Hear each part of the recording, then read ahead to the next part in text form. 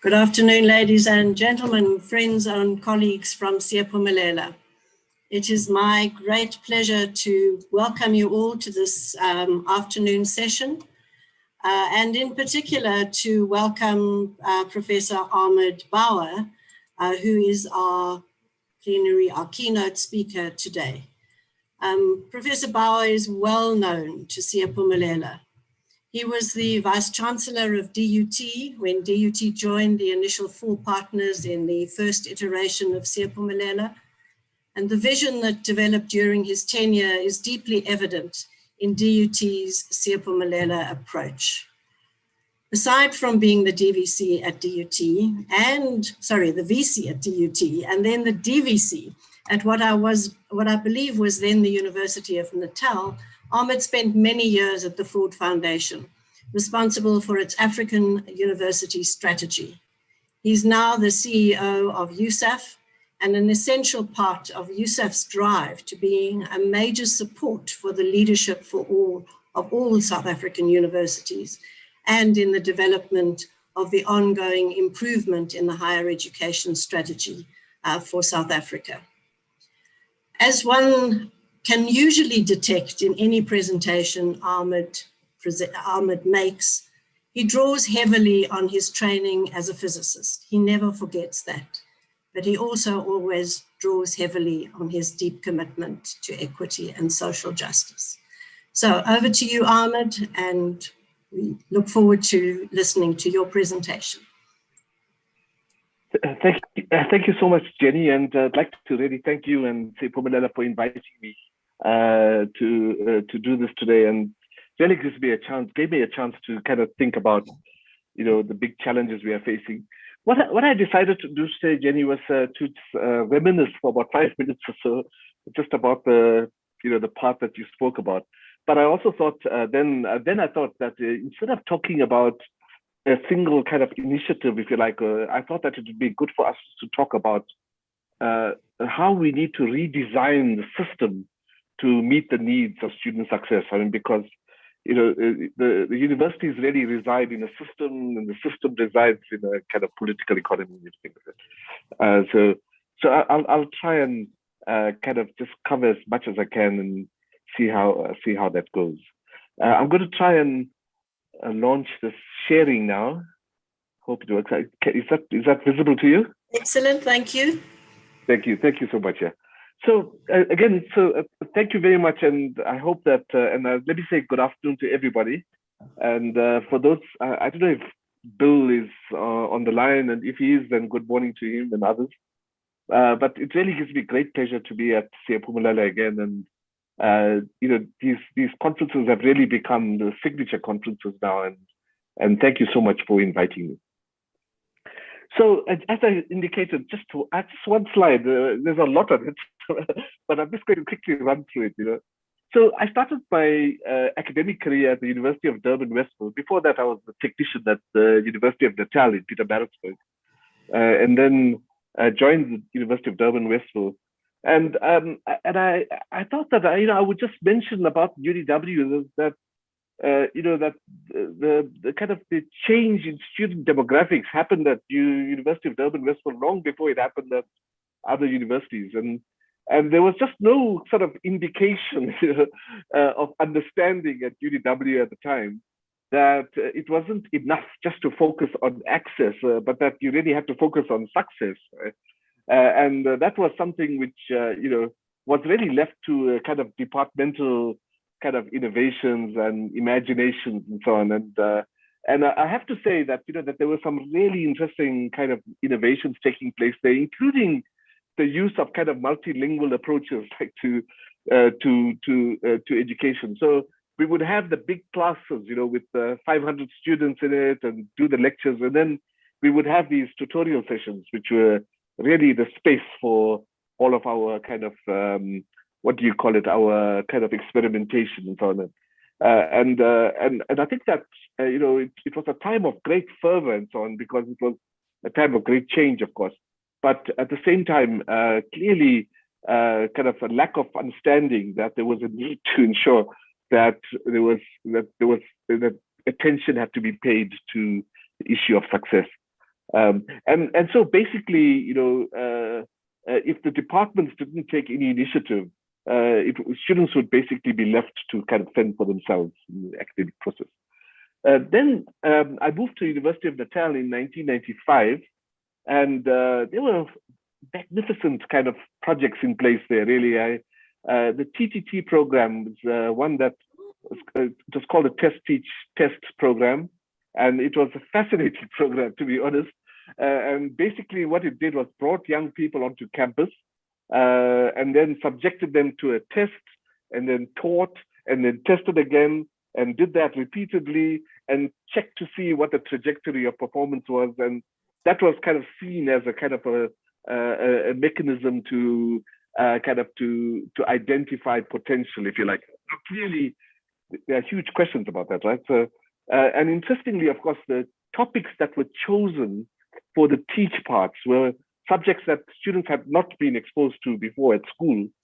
So it was really a kind of an attempt to sort of expose young people to new ideas, to new knowledge, and then kind of experimenting with testing between teaching opportunities. And interesting model.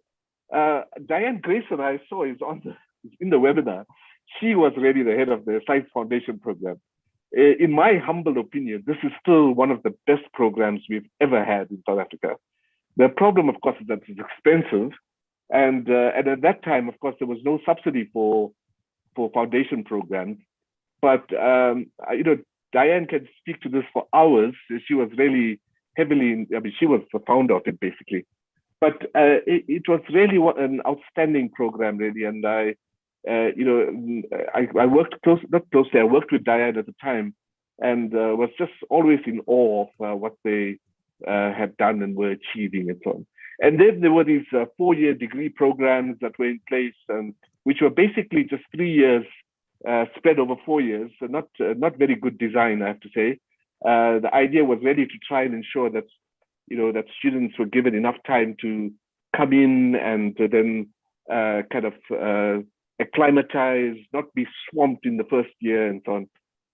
And I think the results were mixed results.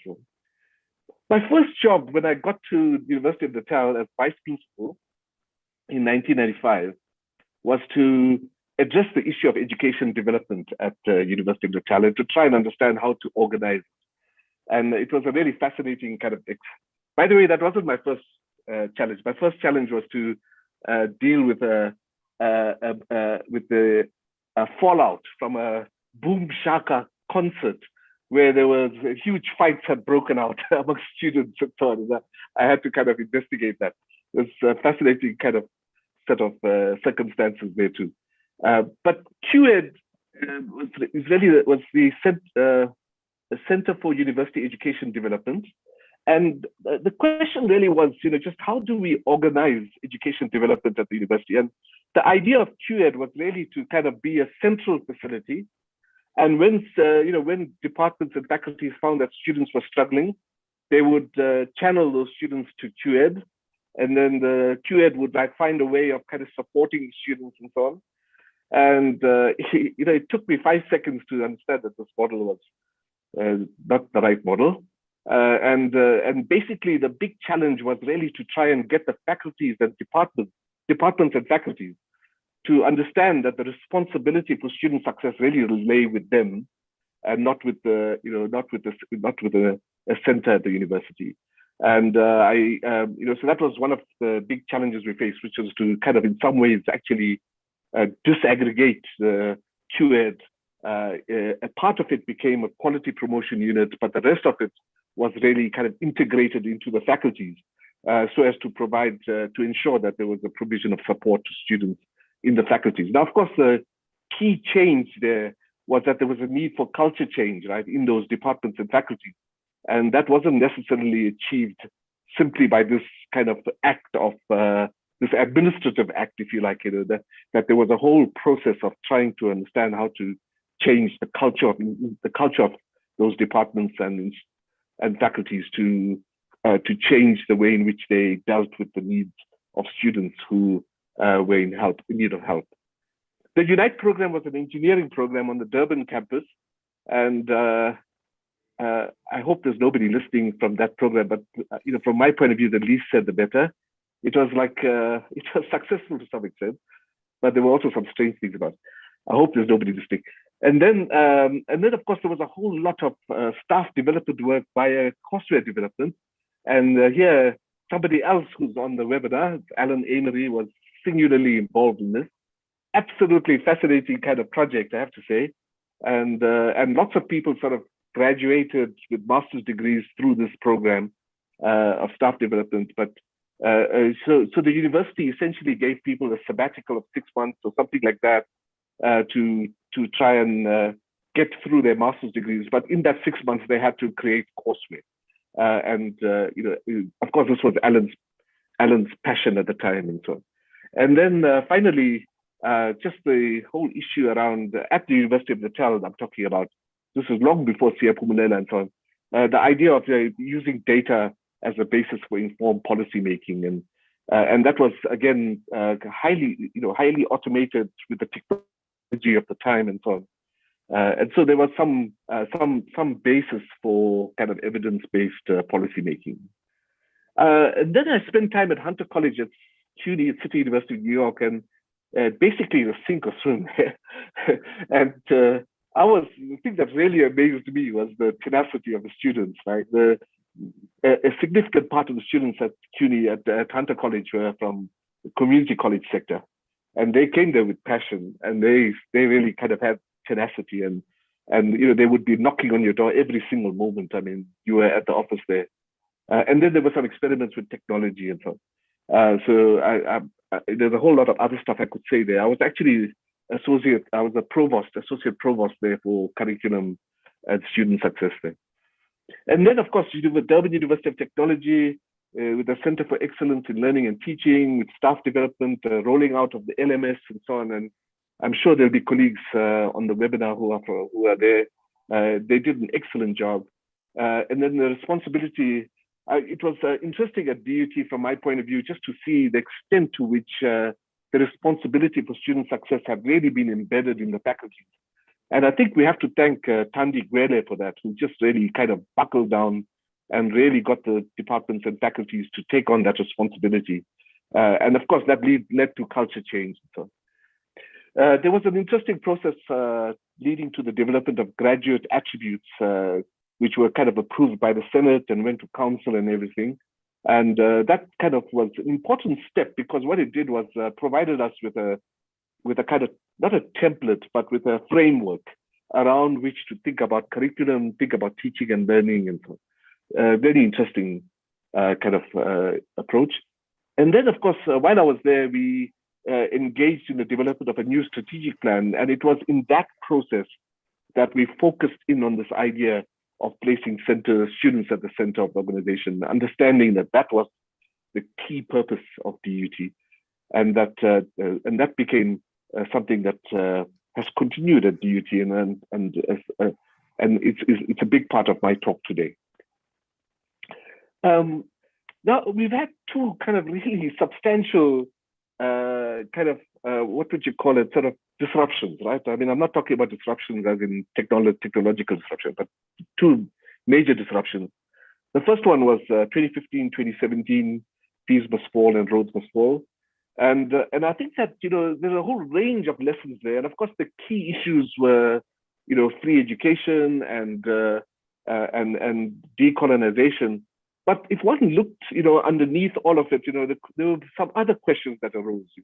There was just the need for us to pay attention to overall student well-being, to focus attention on the financial stress that students face. And, coming from DUT, I saw this firsthand. And then it forced us to look at the HE ecosystem, that it wasn't just about, the universities kind of addressing this big issue. And then, of course, just a renewed attention to issues of relevance, who is this education for, what is its purpose, and so on. And then, of course, in terms of the whole decolonization debate, focused need for new adventures in curriculum design. And I have to say that all the 26 universities have really kind of had some really interesting adventures in curriculum design now. And then finally, just this renewed attention on epistemic access, and this idea of really focusing in on understanding how to link what students bring with them with what they can expect at universities. So and of course, one of the things that 2015, 2017 really told us, I think, is that there was a sort of almost a catastrophic breakdown, of the social compact that was struck with the National Commission on Higher Education in 1994. That actually students were saying, that student activists at least were saying that that program of activities that fed into the white paper and into the Higher Education Act and so on was simply not enough. That there wasn't maybe it served a purpose at the time, but now it really requires us to move beyond that. It needs us to move into kind of issues around serious kind of addressing the higher education system with having a social justice framework and ensuring that the issues around decolonization and so on the table. It's been a fascinating time. And then, of course, there's COVID-19. And clearly, the big challenge last year was really to deal with the completion of the academic year. And I think one has to say it was a real stress test. I mean, in the same sense that banks were stress tested. So this was clearly the higher education system went through this as well, and we fell short. I mean, let's be clear. Although we did complete the academic year, and what it really, put out there for us was the deep inequalities in the system, and that has been really devastating. I mean, just to come to grips with those inequalities. The challenges faced by students to kind of engage with materials. Universities kind of really shifted quite quickly to different alternative modes of delivery and so on. But students didn't always have the opportunity of kind of connecting properly and so on. What we discovered was that there was a need for partnerships and collaborations between institutions in the sector and between and then partnerships with government and in the business sector, civil society, and so on. And it was those partnerships really that got us through last year. Had it not been for that, it would have been impossible. And then the importance of technology in the space of teaching and learning became everything. And then of course just a massive focus on student and staff well-being. And not just because of COVID-19. I mean, there's mental health issues so on, which have to be taken into account. I'm not going to spend much time on this because this is all known to everybody. We've got a terrible throughput rate, 50 to 60%, deep inequality and poverty and so on. I'm not going to go through this, just to try and make sure that I get through what I wanted to get through.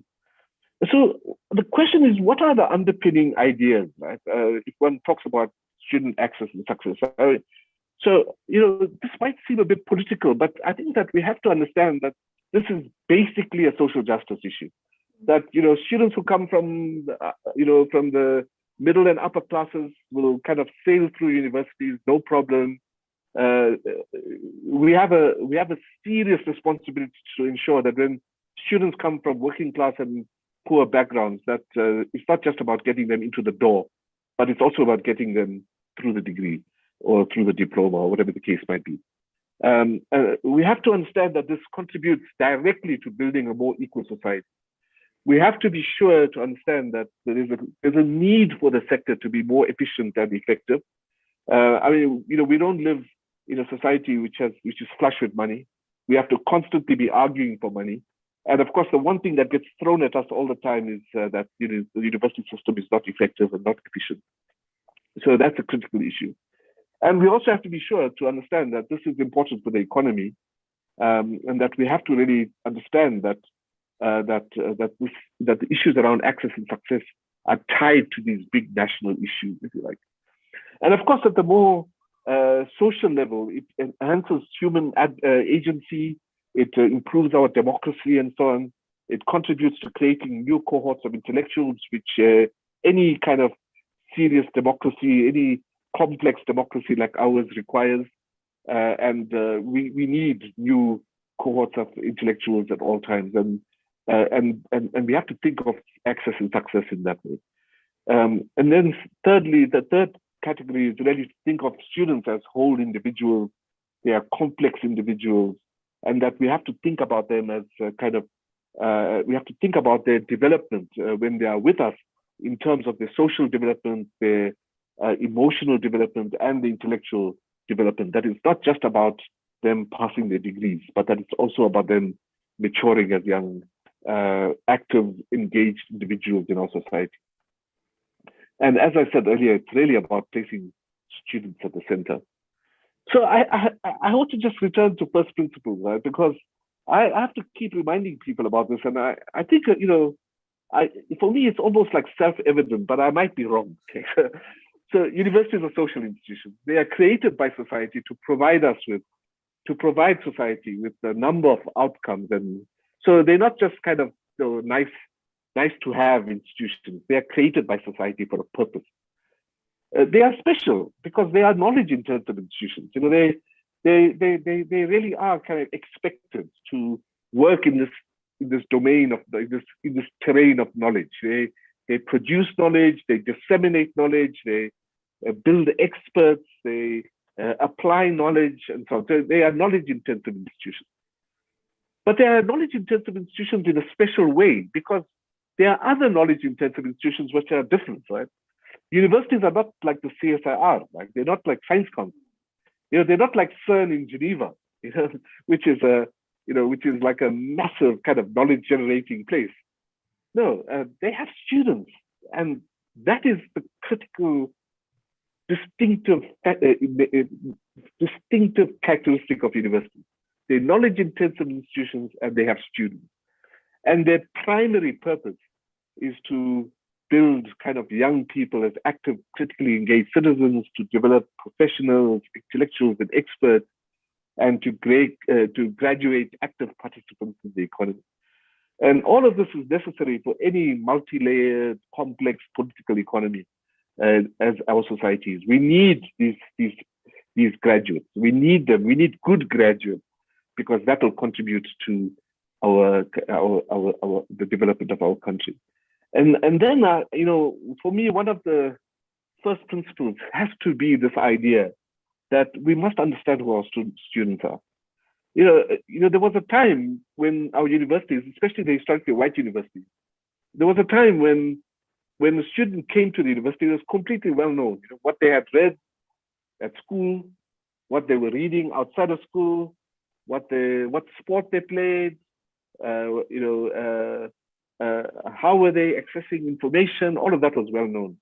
Now it's much more diverse, much different, and there's a need for us to really focus in and try and understand who our students are. What do they bring with them? What don't they bring with them? What are their strengths? What are their weaknesses? What are the idea has to be that we have to design our universities around our students, and that means that we have to understand our students. Now, I'm not suggesting, by the way, that that we should slide to the lowest common denominator, as some people say. I'm not suggesting that at all. But what I'm saying is that we have to understand that the design of our universities really depends on understanding who our students are. Okay. So just very briefly to talk about what are the influences on our teaching and learning system. I think we have to accept that there's a new technology moment that we are in, and its implications for teaching and learning are massive. And we really have to kind of come to grips with that and try and understand that. The students have reminded us about the decolonial term, and I think that we have to understand that that this is not going away anywhere. This is really a reality. There's a leading role to be played by our universities in addressing the decolonial term, and we need to kind of take this on. And it's a fascinating project and something that we need to understand and take on. And of course, it doesn't mean that so for example, I mean, I keep saying to people that actually when I study particle physics, when I study the Higgs boson, that is as much a part of our context as it is a part of the global context, right? The Higgs bosons are everywhere, right? So it's about saying that that we have to shape our knowledge project. That's what this is about. And we have to think about that and try and understand how to kind of build a knowledge project which South Africa is comfortable with, if you like. There are huge transformations taking place in the labor market, which we have to be aware of, and which influence teaching and learning. And one of my pet subjects at the moment is just this idea of really trying to understand how to enhance teaching and learning, or learning in particular, at the theory-praxis nexus, right? That every student at our universities should be in a position where they can explore this nexus, if you like, and try and understand how to bring together what they're learning in the classroom with practice, and think of these as real sites of engagement, if you like.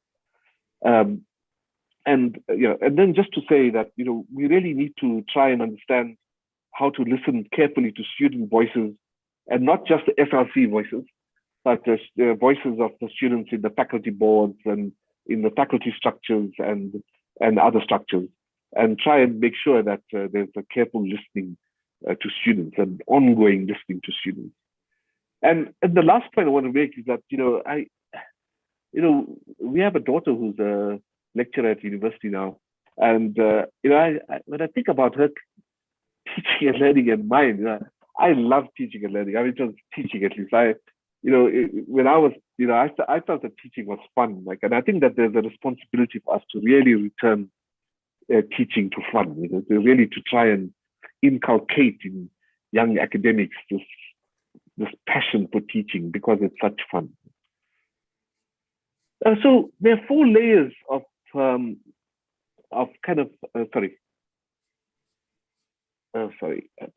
four layers of intervention that I just want to raise.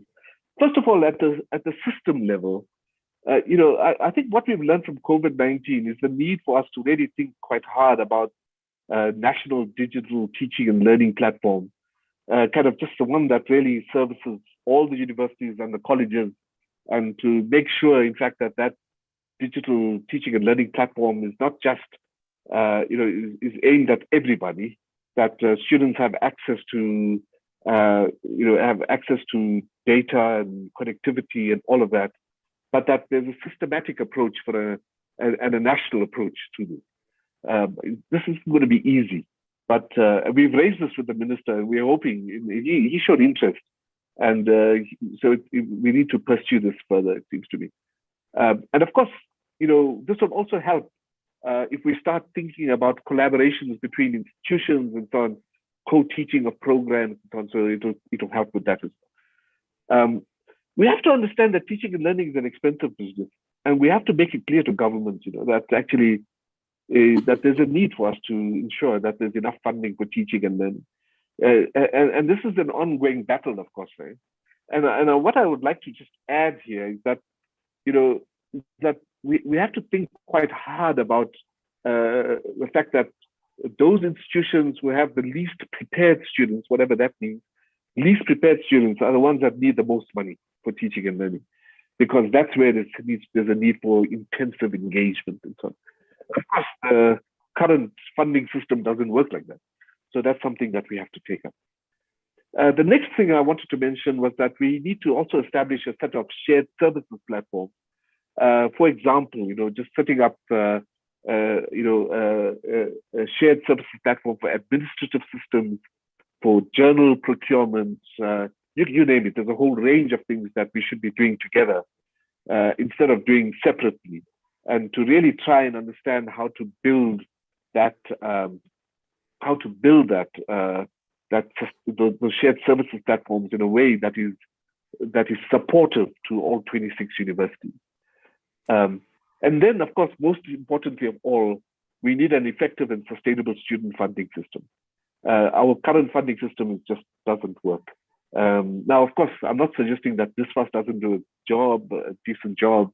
I'm not suggesting that that the government's expenditure on student funding is not important, and so please don't get me wrong.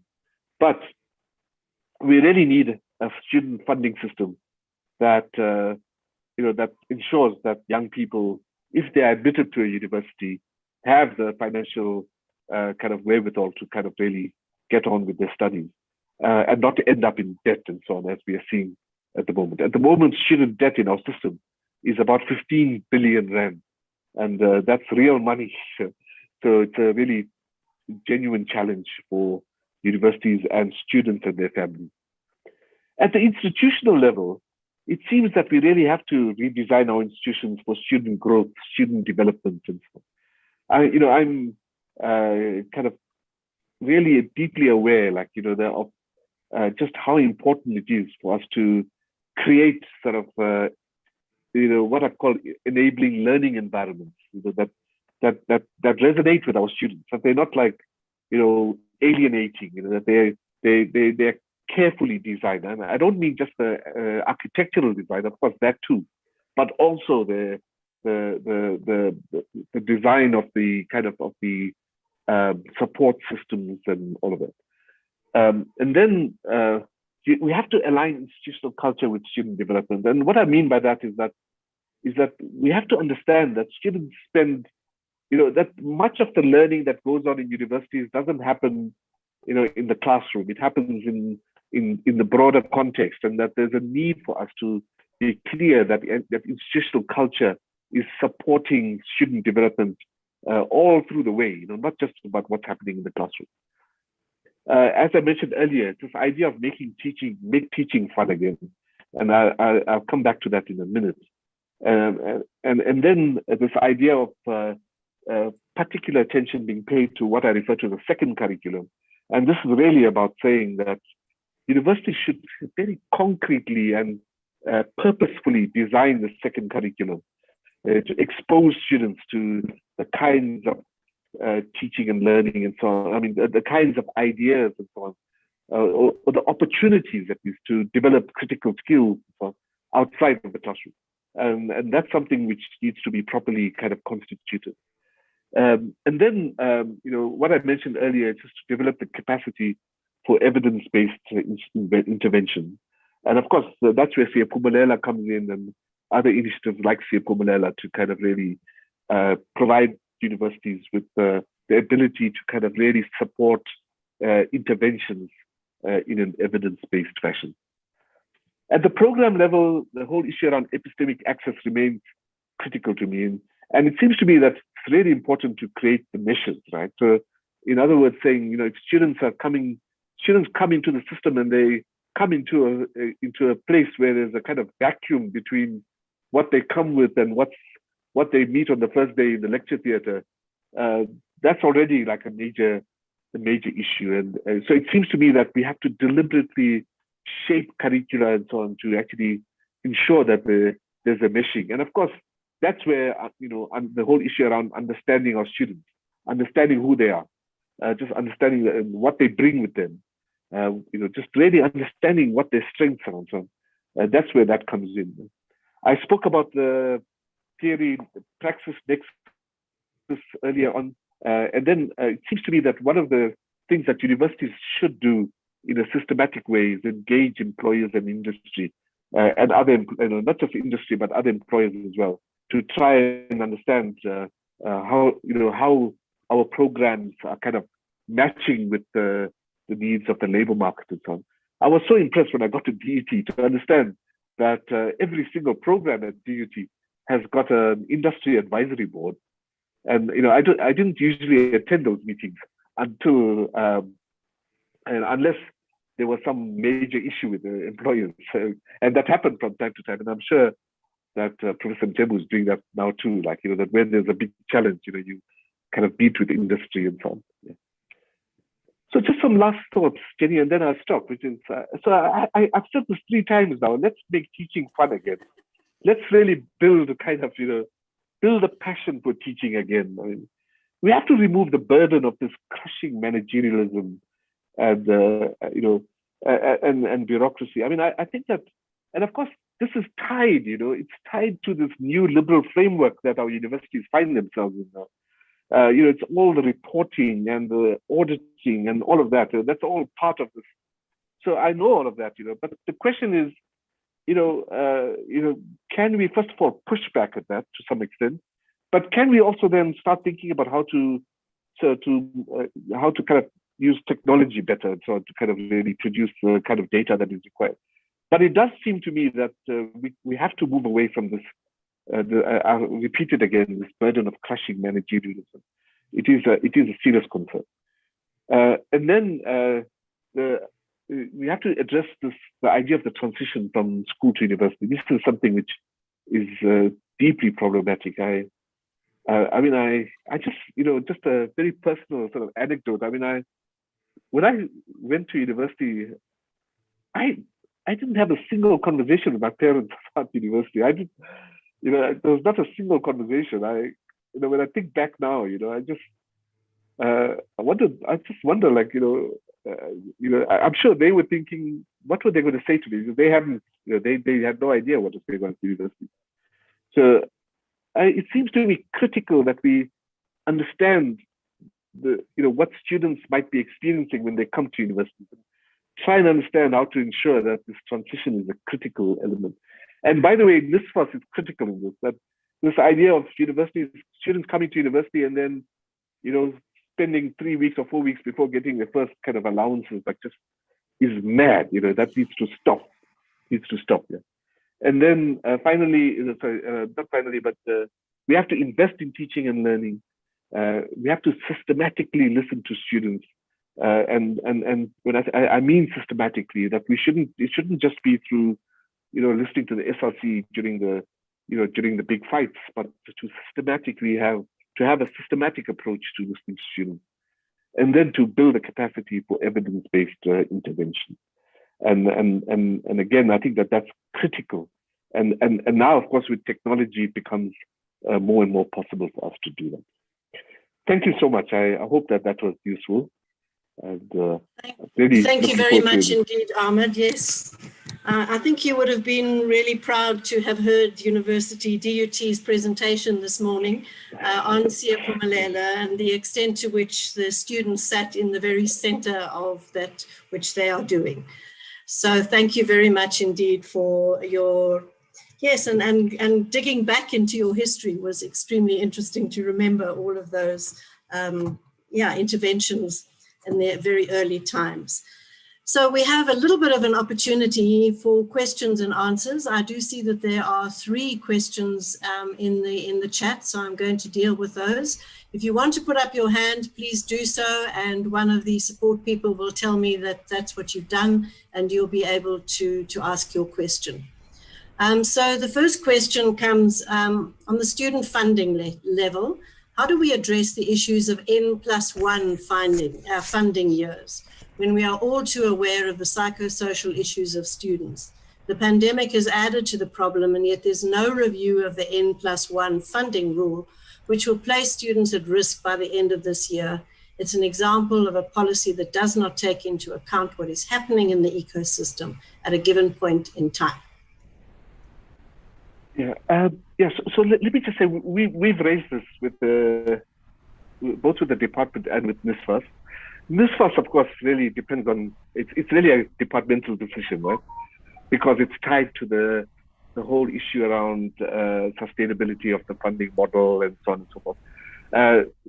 Our understanding is that the department is really considering kind of relaxing that rule for this period of the pandemic. But there has been no announcement yet. So it is really a critical issue. And I think that we have to understand that this is these 2 years have been really extraordinary.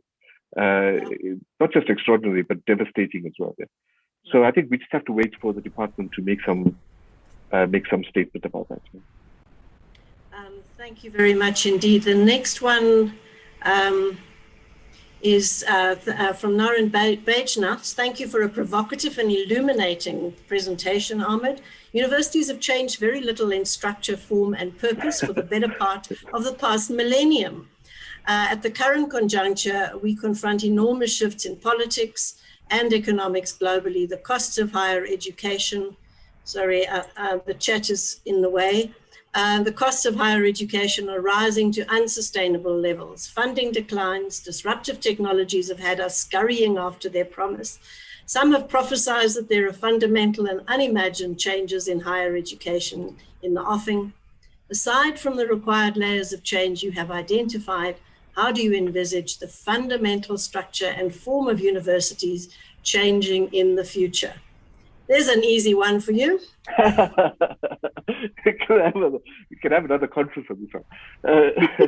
So I was just, look, I mean, I think that there is this is really a point of, for higher education, this is really a point of disjuncture. There's an economist at Harvard, his name is Kenneth Rogoff. And he once said, that it's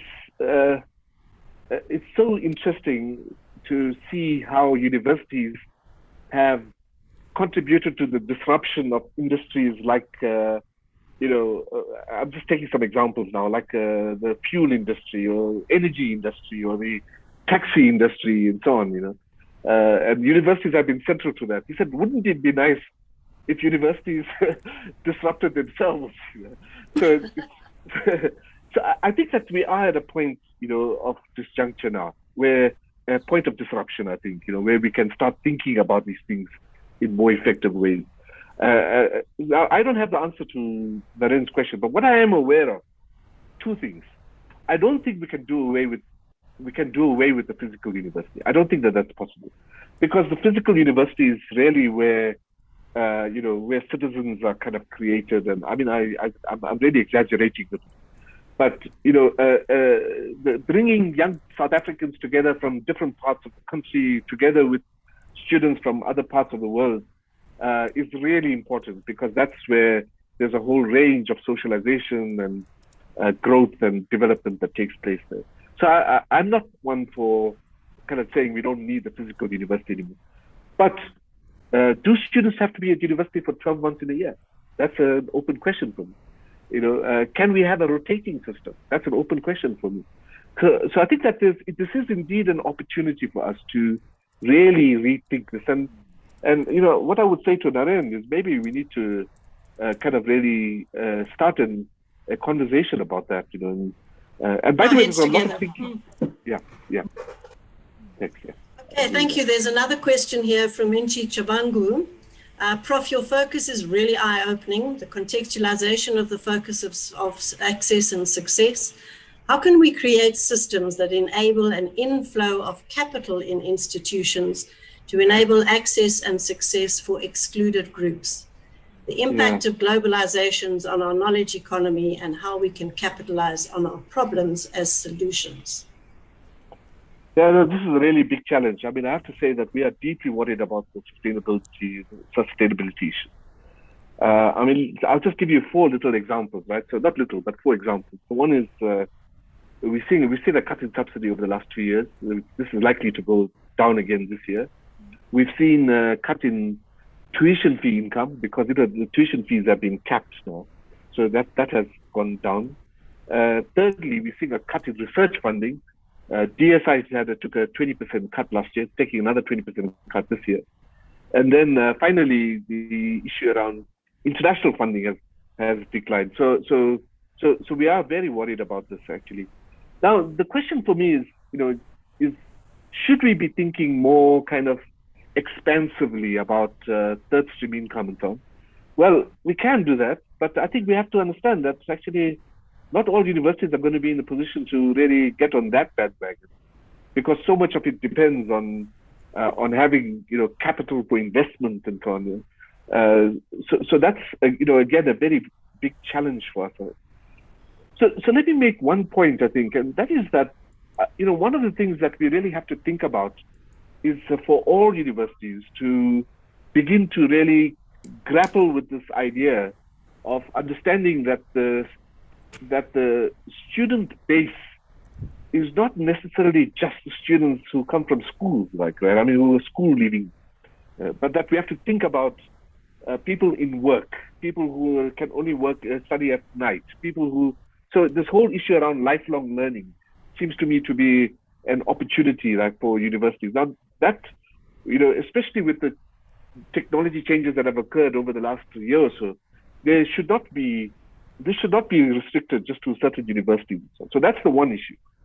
Second issue is, A second possibility is this idea of universities co-authoring programs. University of Witwatersrand with University of Limpopo, or Salt Lake University with DUT, whatever the case might be. But actually 2, 3, 4 universities coming together to co-author programs, and really understanding that this is not just that this is enhancing the quality of programs, but also that it's giving rise to efficiency, which opens the way then for further investment into teaching and learning. So I think that those are the kinds of things that we have to imagine, it seems to me. And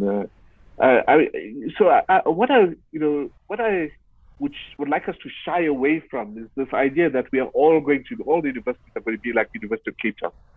You're not going to be. Each university has to shape its own kind of agenda in this regard. And just one last point, and that is that it seems to me that if we can get government to commit to creating a national digital teaching and learning platform, then that becomes a real opportunity for us, I think, to explore these kinds of. Chair, Ahmed, there were 2 questions where people had raised their hands, and I just want to give those 2. I'm afraid we won't be able to answer all the questions in the question and answer, but perhaps you could answer them at the end, because I can't get into too much of the next. So there was one from Nevedia, I think, yes. If I've read the name correctly, and Diane. So those were the 2 hands up questions. Are you there? Are you able to speak, either of you? Can we unmute Nevedia? Are they able to have their... Yeah, they've been unmuted. Okay. Can I go ahead? Yeah, okay, thank you. Firstly, thank you, Ahmed, very, very much for your insights and your comprehensive overview. One of the things that concerns me is that there are many things, as you know, that affect our students that universities have no sway over. And one of the big ones at the moment is the internet connectivity. I know that last year you said you were working with a group of people at the CSIR to see if it wasn't possible to identify places within communities where students might be able to access the internet. Could you speak a little bit about that? And before you do that, I want to take Navedna's question as well, so you answer them too. Thank you. Navedna? Good afternoon. Apologies, my hand was raised in error. Apologies for that. Oh, well, that's excellent. Then we have only one question to answer. Jenny, there's one from Carmelita. I believe, sorry, Fatima? Carmelita. Okay, I think she's removed. No, I think we have to call it, we have to cut it off because we're eating into the next session. So just this question now. Thank you. Okay. Thank you so much, Jenny, and thank you, Diane. And so last year we engaged in a project with CSIR to try and understand whether we could find satellite sites around the country which would form the basis for a national platform, if you like, for connectivity. So there are 2 things that we are looking at. The one was the fact that the one thing that we looked at was the idea of public libraries around the country, kind of being available to be kind of hubs around which we could create network facilities, and that has been done. And there's a kind of an approach with that. The next step really is to get tenants to work on an edu-roam facility for each of those sites. So in other words, really to get each of those sites to become edu-roam sites, which will give access to students. Now, of course, this won't reach every student, right? So it still won't reach every student. But what it will do is really improve connectivity significantly. But Diane, when I spoke about this idea of having a national digital teaching and learning platform, I think we have to design a national system which kind of provides for access, irrespective of where people are. So that would be universities can't do that. That has to be done by government. We're talking about a massive investment, and so that's, I think, has to be the route that we take. It might have to be done in partnership with private sector. So that's something that we will explore. But at the moment, the best that we can offer really is this idea of these EduRoam sites being set up at libraries around the country. KZN itself has about, outside of the metro area, KZN itself has about 400 libraries. So, so that's, now if you take that together with university campuses, TVT college campuses and so on, then we're talking about significant spread, if you like. And otherwise, we need Elon Musk to put a canopy over us. Ahmed, I just want to say thank you very much. I think you should just read the chat to know how well appreciated your contribution was. Yes. Words like inspiring, very strong highlights, fantastic, wonderful. And so thank you very much indeed for, and as the comment said, an inspiring presentation. And please, if you would answer the questions that are in the Q&A, that would be very helpful. Thank you so much. Thank you. Thank you so much. Thank you. And could we now ask for our next presentation, which comes from, from Laurie Flood and Bonita Brown, who I see both of whom are on the screen at the moment. We do apologize for keeping you waiting just a little bit, but I'm sure you could see that it was an excellent presentation that we had. So we are very privileged to have these two people who have played huge contributions to achieving the dream. So Dr. Laurie Flood is the Director of Holistic Student Support at Achieving the Dream. She's responsible for the strategic leadership and implementation of Achieving the Dream's coaching services related to holistic student support, advising, redesign, and transformative institutional change. That sounds very appropriate for what we've just heard. This role also involves assisting colleges in improving student experience through the intentional development of scalable, comprehensive support services. So should I be introducing both of you at once? Are you going to be, or should I do it one after the other? No, I'm actually all set to introduce Bonita, and we actually have, we also have Mandela Kumalo from DUT also joining us as well. So if it's okay with you, I will just take it away. Excellent, thank you very much. Thank you so much, Jenny, and thank you for having us. So good morning, good afternoon, good day. That should take care of all of us depending on where we are coming from today. So I am going to go ahead and share my screen with you this morning, and let me know if you can see that okay. Does that look all right to everybody? Yes, we are. Can see Wonderful. that. Wonderful. So we are so happy to be here today to talk about designing for success by incorporating the students' voices. And I am thrilled to be joined by some wonderful panelists. As Jenny mentioned, we have Bonita Brown, who's the Vice President and Chief Strategy Officer at Northern Kentucky University. Mzwandile Kumalo, who is the coordinator of the Residence Education Program and First Year Student Experience Program at Durban University of Technology. And I'm also joined by my colleague, Meredith Archer Hatch, and she is the Director of Network Engagement at ATD. So we are thrilled to be here today.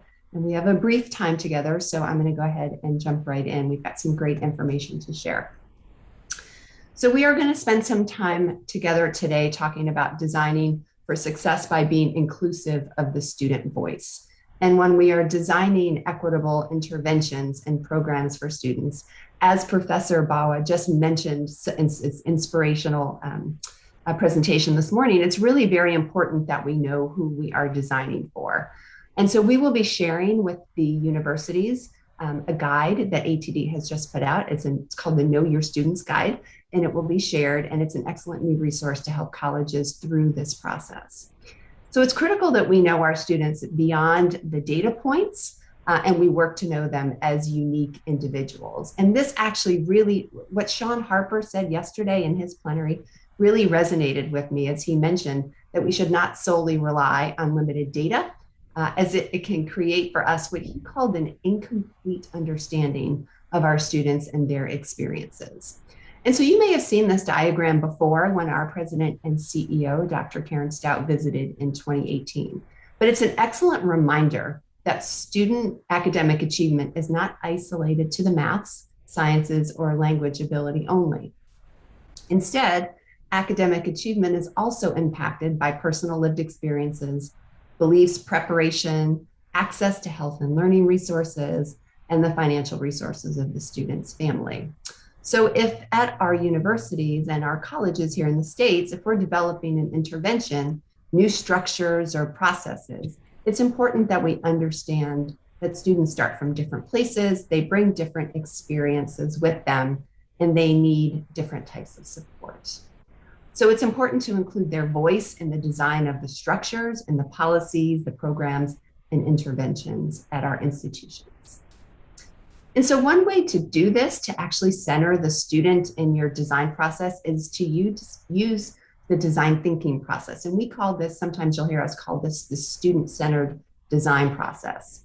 And this process elevates and includes the student voice and creates more equitable solutions. And there's a lot on this slide, and unfortunately, we won't have the time to go through the steps in high detail today, but there are a few things that I'd like to highlight. So this is generally 5 steps, but not all the steps need to be followed exactly, and they don't even really need to be followed necessarily in order. But this is an iterative process as well. And in general, the first step involves the university identifying and understanding their problem. We call it the what and when. So what problems should be addressed and why is it important to address it right now? And then universities work in step 2 to understand what the current state, or what we call the what is.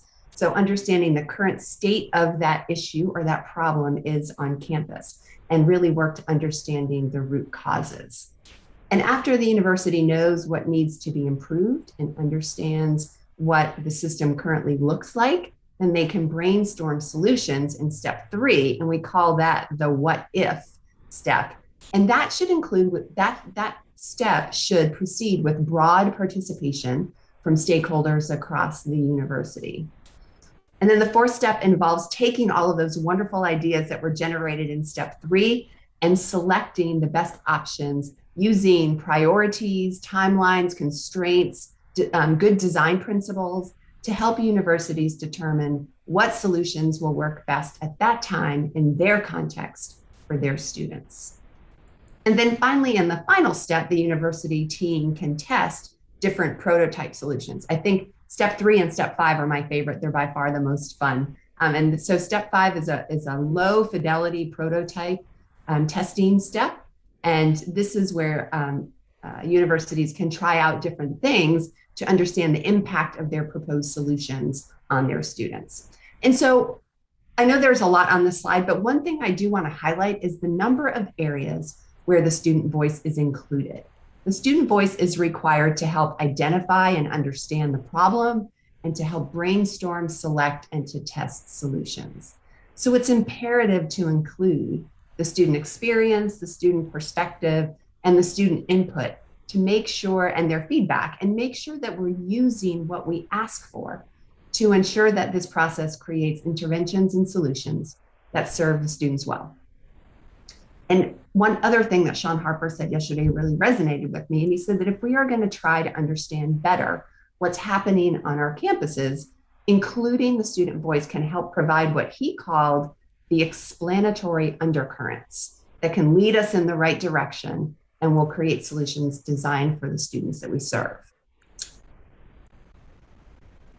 So now it's my pleasure to share with you some excellent examples of universities that have included the student voice and leveraged that input to improve practices on their campus. I will share 2 examples with you today, one from a university in South Africa, Durban University of Technology, and one from the United States, Northern Kentucky University.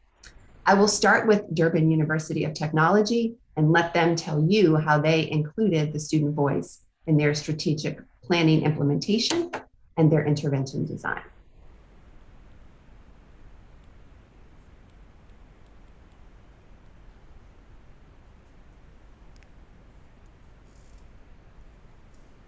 Sorry, I just want to make sure that you can hear that. Let me try that again.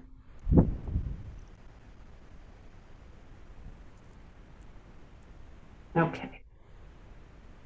Let me know if you can hear this. League, Tobega, Maloshosi. We're just going to be speaking about how we... Yes, Laurie, we can. Okay, great. Maloshosi. We're just going to be speaking about how we have involved the student voices in the curation and implementation of student development support initiatives as they are implemented in our university. We have since revised and updated the strategic vision as DUT. And of course, one of the noticeable factors in this new strategic vision is to ensure that we involve each and every stakeholder within the DUT ecosystem. And of course, ensuring that each and every stakeholder plays the role that they need to play in the implementation of this strategic direction. And this involves students as collaborators in the achievement of the Envision 2030. DUT really foregrounds its operations, mainly the student support development initiatives, on the holistic sort of model and also peer-to-peer support, which of course is based on a broad scheme of theorem, but fundamental to the student support initiatives that we have.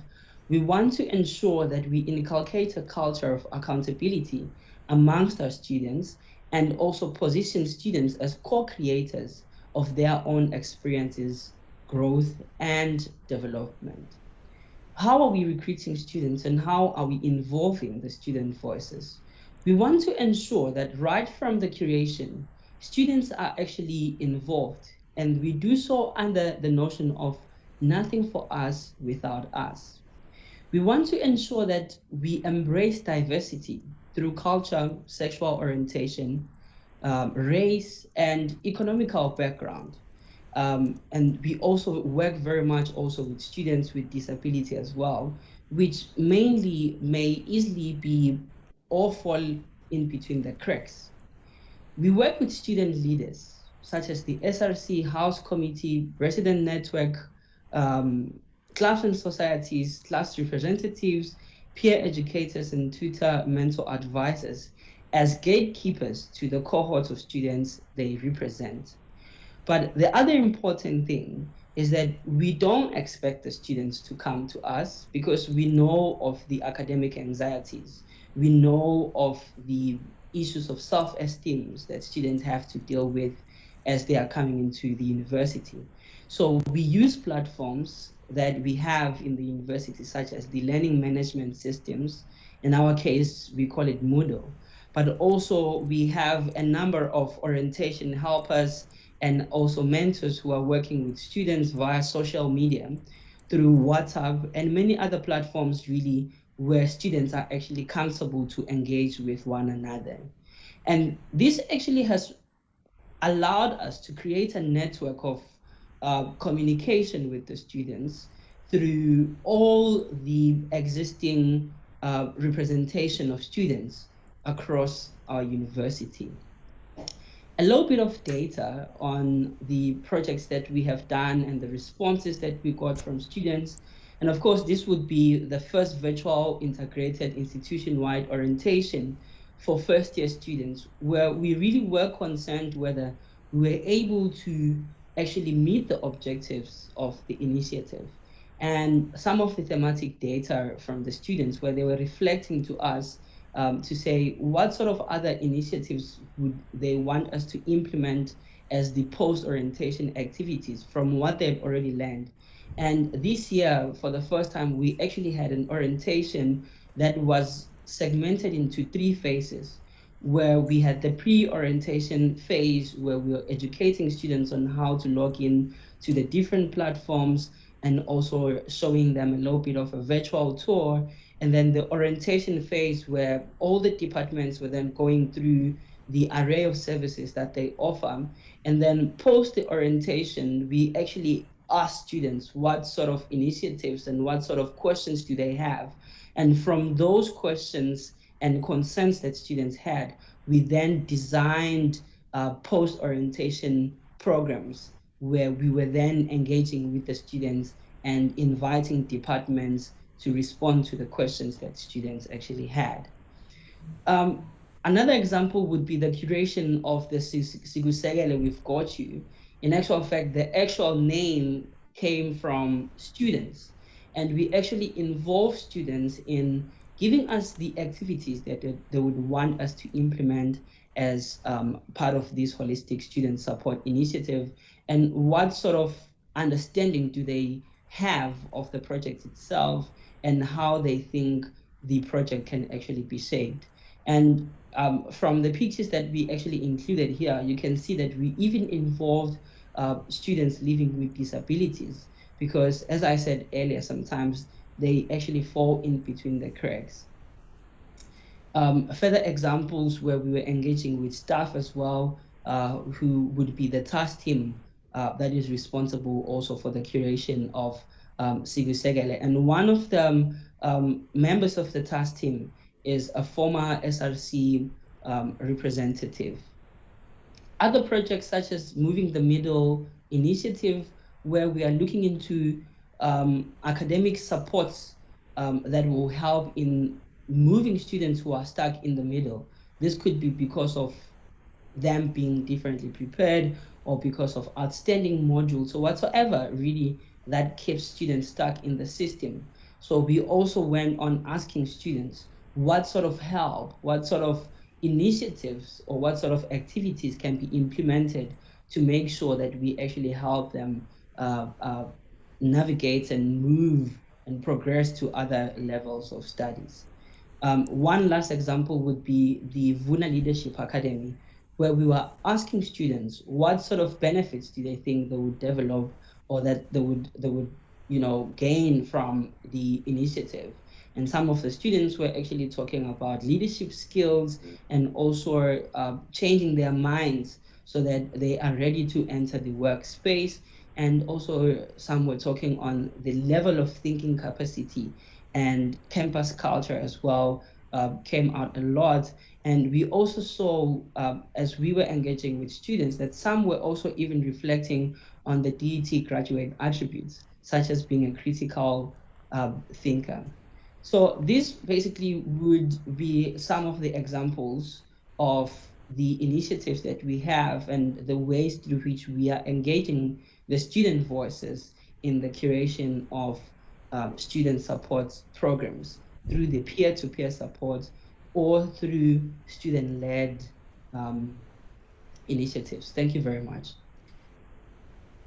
Thank you. Laurie, I'm a little worried about time, so I hope we can be in.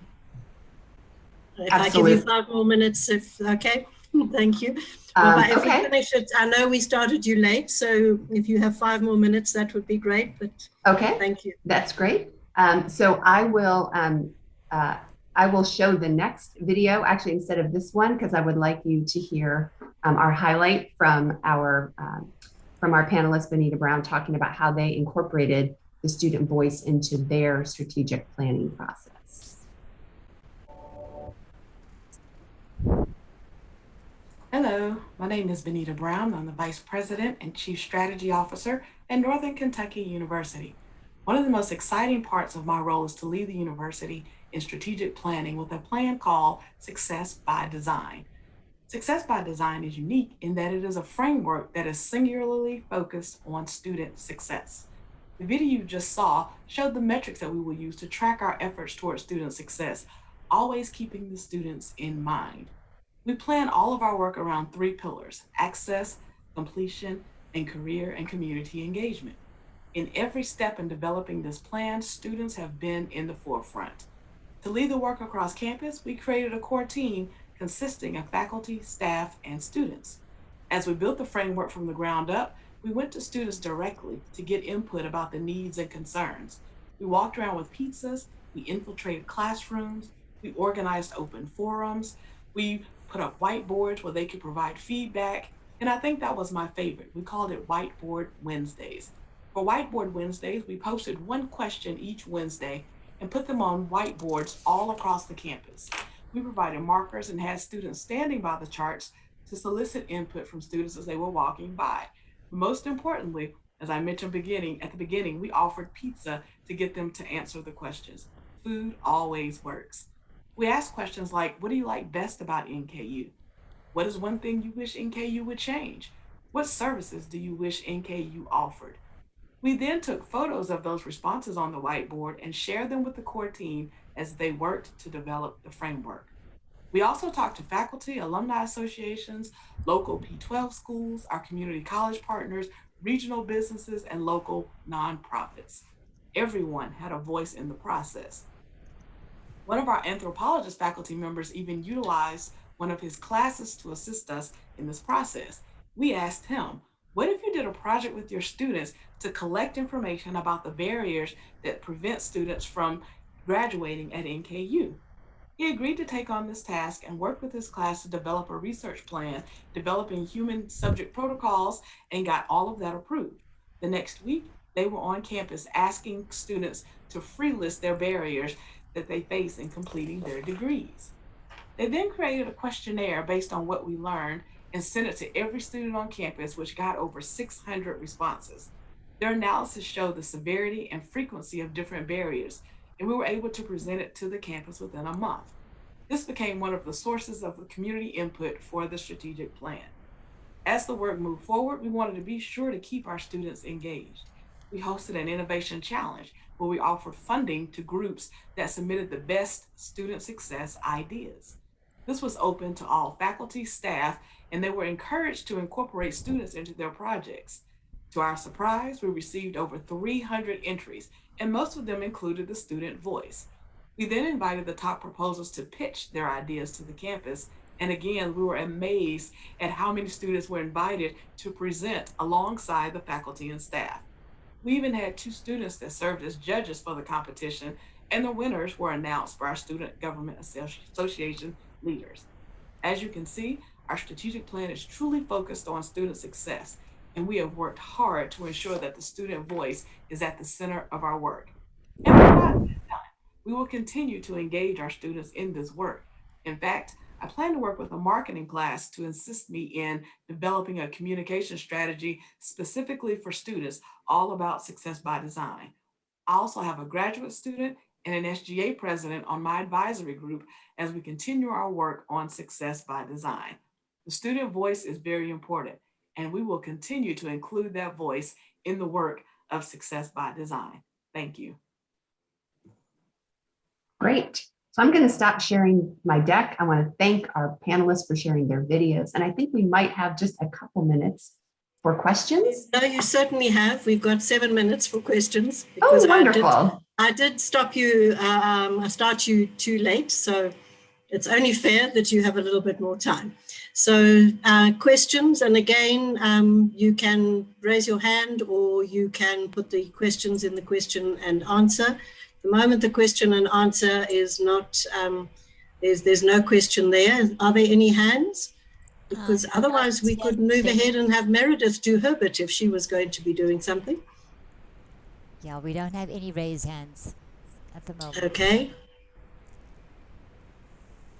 It really is hugely inspiring to see these examples of, what has become a slogan for us, but is more difficult to put into practice and takes a little bit of courage, I think. But it certainly seems to be paying off. I agree, Jenny. I would say that it's a bit of a risk because you're not really sure where it's going to go, but it was inspirational to work with these 2 universities and see how they led with humility and empathy to create something that was holistic and equitable. So it was inspirational for sure. And it appears as if ideas arise which committees would never have thought about. Absolutely. So Bonita, were there any ideas that arose at NKU that perhaps you wouldn't have come to without the student input? That's a very good question. Our students are very creative. I think some of the ideas they came up with was a lot of our students were commuter students. And while we were designing and building and making buildings, they kind of demanded more commuter space where they could lounge, but also they had the technology that they needed to work in between classes. I think we had a little inkling of that. We did not know how significant that demand was, and so now, particularly during COVID, we were able to set up a lot of those rooms, and they will continue using those even post COVID. So again, they are thinking more logistically about what they need from day to day, whereas I think the administration is thinking about what looks pretty, what looks beautiful, instead of what the needs are. And so I think they're very helpful at bringing us down closer to reality. Great. Now we have a comment in the chat. In listening to our students, we found that exercising humility and sympathy gave the students a feeling of belonging, and it did have an effect on their university experience. I liked you mentioning it. I just also wanted to raise the issue. Oh yes, at the university, DUT. Again, people have often sort of had the throwaway line that we don't just want to involve the SRC. But you've obviously put that in practice at DUT by having a very wide range of students involved. Not to the extent I think that you've done, Bonita, at your institution, but all the way down to class reps and to clubs and societies and residence committees and so on. So perhaps DUT could just explain a little bit or describe a little bit to where were the most productive communities that you had amongst the student voice? Swandile. Yes, thank you very much. Yeah, I think really having worked with the students, because one of the biggest thing is that, you know, especially with SRC and their sort of activism nature, it's very difficult to actually work with them. But we've realized that the moment you don't use sort of the deficit approach, and when you sort of instill that culture to them, that it's not really always about students against staff or staff against students, but really it is about working together and trying to find a common solution to the problems that both staff and students are actually encountering on a daily basis. And I think once you have done that very well, then it really helps. For instance, in the Vuna Leadership Academy, it's really a new project that we've started as part of the Holistic Student Support, where we want to train student leaders to be mentors, but also for them to really be proactive in finding solutions. And so the very same leaders within that space, which would of course include all the leaders that I've mentioned in the presentation, it then sort of changes the way that they look at things and understand that they also have a role that they need to play in you know, creating a good experience and campus sort of environment for the students and for themselves as well. So once you've done that, and once you really drill down to that, it really works wonderful, because you begin to see that, you know, students are also very much participative in the project, and they very much are willing to learn, and also us learning from them as well, based on their own experiences. So yeah, I think that's what I can share for now, but it really is about, you know, moving away from the deficit approach and make students understand that they also are part of the co-creation, and they are part of the collaborators that needs to make the experience livable for them and also for the staff as well. Thank you for that, Diane Grayson comments that your point that staff and students need to work together on the same side to promote student success is very important. And then Gino also talks about we need to empower students to step into action. And then Laurie, I just wanted to ask you about design thinking. Has Achieving the Dream always used the approach of design thinking in this holistic student support? Did you modify it in a way? That's a great question, Jenny. And we have, so this is an approach that we have used that has helped us with the how, as far as to get colleges getting this work started. I think there's a lot of agreement that including the student voice and being student-centered is really important. But how you do that is sometimes difficult on college and university campuses, college campuses here at home. And so we have advocated for that design thinking, student-centered design process where possible. It can be contextualized based on where it's being used and the resources that you have available to you. You know, I think one of the things that I like best about our two different panelists today and the work that they shared with us was that they used both more formal ways to engage students through like committees and leadership academies and including them on task forces, but also they used informal ways to include the student voice as well, like Bonita mentioned Whiteboard Wednesdays. And so it doesn't have to be through something every time that's very formal. I think as long as we are really making an effort to be inclusive of the student voice, and they see that we are, not only are we just asking for their feedback, but we're implementing and using their information that they give us. So they trust that we are listening to them and we appreciate and value their feedback. Okay. Yes, I hope you're going to be leaving your slides for us as well.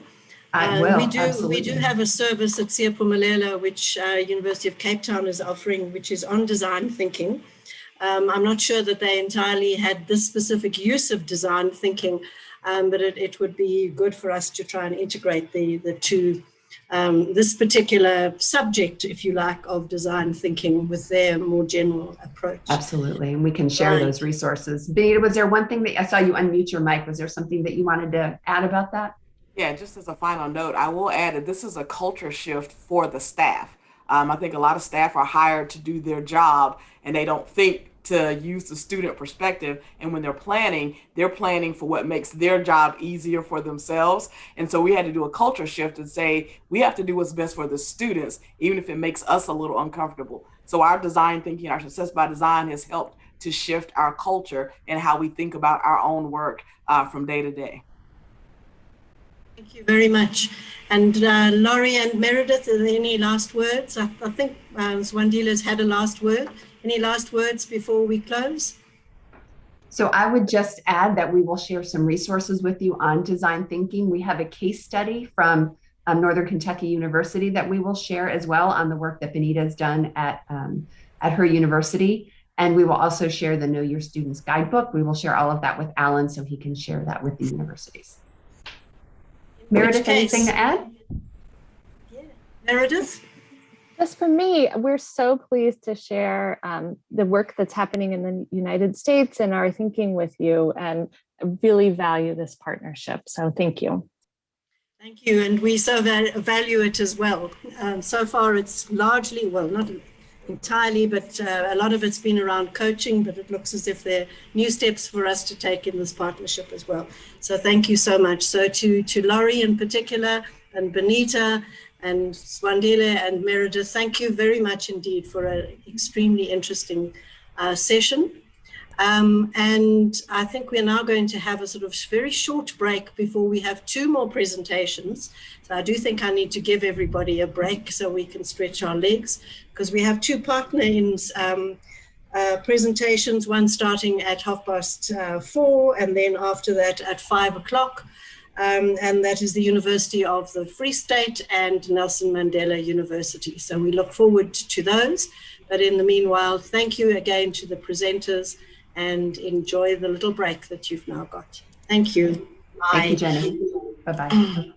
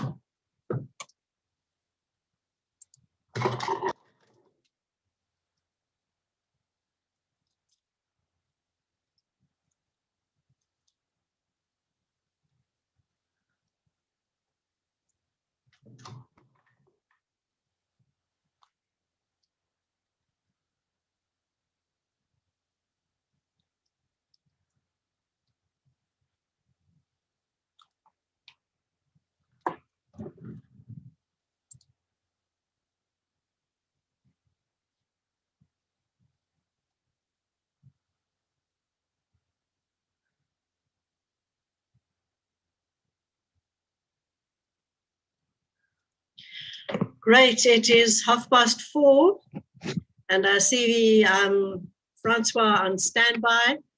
It's time for us to start our partner presentations for this afternoon. I have great pleasure in welcoming Francois Strydom, who I believe is going to be presenting on behalf of the University of the Free State, which is one of the key members of the Siyaphumelela network. Over to you, Francois. Thank you very much, Jenny. Let me try the sharing of the screen. You're an old hand by now. Let's just do the sharing. Not yet. Coming up. You've done it. Can you see it? Yes. Right. So thank you very much for the opportunity of being here with you. Our presentation is entitled Enabling Student Success for a New Normal. So I'll be sharing with you some perspectives on our 2020 response, how some of that has spilled over into 2021, and also some of the new things we've tried. Then we'll talk a little bit about data analytics and the lived experience. We heard yesterday during Sean Harper's presentation, as well as Laurie mentioned it in terms of looking a little bit beyond the data, or the numbers, I should say, because I regard the words also as data, but that we look at that, and then lessons for a new normal, which we'll talk about at the end. So the University of the Free State response to COVID, what you can see there on the screen is like many other universities where they Sorry, Francois, we can only see the Free State's logo at the moment. Okay, that's very interesting. Let me try something else then. Don't worry, it'll come. Can you see it now, Jay? Not, there we go. Okay. You can put it onto presentation mode. I hope that doesn't create the problem. Is that better? Yes, we are seeing your next slide as well, but that's okay. So we've got presenter mode. Yeah, you see this is the problem with my setup. Let me try something different rather. I can get it right, I promise you, don't worry. I'm sure you can. Right, we'll just do this, and it's bigger already. Can you see that or not yet? Not yet. Okay. And now? Coming, there we go. Okay, let's try, shall we? Yeah. Right, so the University of the Free State's emergency remote teaching and learning response had a very big focus around student vulnerability. There you can see a list of 16 different strategies for vulnerability. Many of you will recognize ones which you did, stretching semester modules into year modules, providing digital textbooks, we developed a virtual private network app that would enable students to have free access to learning materials. We created podcasts, and then on the right-hand side, you see 5 initiatives which we were able to launch with external donor funding, a 24-hour mental health line, e-mentoring, a call center for tutorials, graduate employability initiative during COVID, and then special socio-emotional support for our health science students. So all of our initiatives started off with a survey on students' access to devices and data. You can see there 13,500 responses, and we used that to create a very nuanced understanding of our students across all 3 campuses, and then we developed 2 campaigns. In one sentence, it's keep calm, #UFS Learn On, and #UFS Teach On. Learn On is for students, and Teach On was for staff. So Learn On was led by our central advising team, led by Gqeberha. And here you can see screenshots of 8 of the guides. We actually developed 10 that help students settle in as much as they could to a very challenging new environment, from where to find hotspots, how to be data savvy, how to take care of your eyes if you're using a cell phone. All these kinds of suggestions and skills were given to students. You can see there the web page hits and the Facebook sharing, as well as the tweets that we did. Teach On, which is very important to emphasize, had at its core this picture, which highlights the reality that we cannot assume our students have access to networks and devices. A lot of our students made use of computer laboratories. Therefore, we needed a low-tech response as part of Teach On. And Teach On then had a guide, a Blackboard portal, and we started doing webinars. And this was one of the wonderful surprises of 2020. 4,200 academics participated in these webinars. Now, to translate that, that means every academic attended at least 3 webinars during 2020, which completely blew us away. The commitment of the staff was deeply inspiring, as was the absolute commitment of our students. Analytics, like many other institutions, we went to our LMS and we started monitoring very carefully what's going on. Here you can see a comparison of instructor access 2020 to 2019. Don't worry about the Faculty of Law. They were extremely busy. In terms of students, you can see significant differences between 2020 and 2019. We also looked at assessments years across the 3 campuses. You can see big bumps for Gqeberha and for Bloemfontein. South Campus, not so much, because that campus had a distance and online huge component in their teaching and learning already. But nonetheless, very significant differences. Now, one of the initiatives that's part of the vulnerability was strategies was no student left behind. And what we did here is we would use the Blackboard data to identify those students that were not connecting, because that for us was an incredibly important data point. If you weren't connecting, you weren't able to engage and get the information and participate in teaching and learning.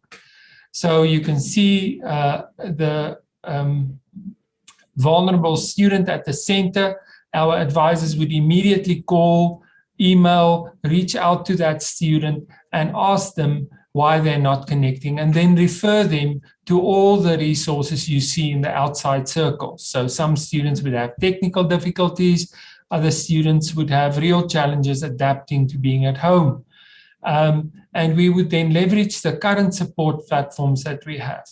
Once the lockdown levels had gone down from total lockdown level 5, we had the unenviable task, like many of us, to choose between which students we could allow back to campus resources and which we couldn't with COVID restrictions. And we created an algorithm which would take into consideration a student's narrative as well as data that we would have, and we would be able to get those students access to campus resources as the lockdown levels allowed.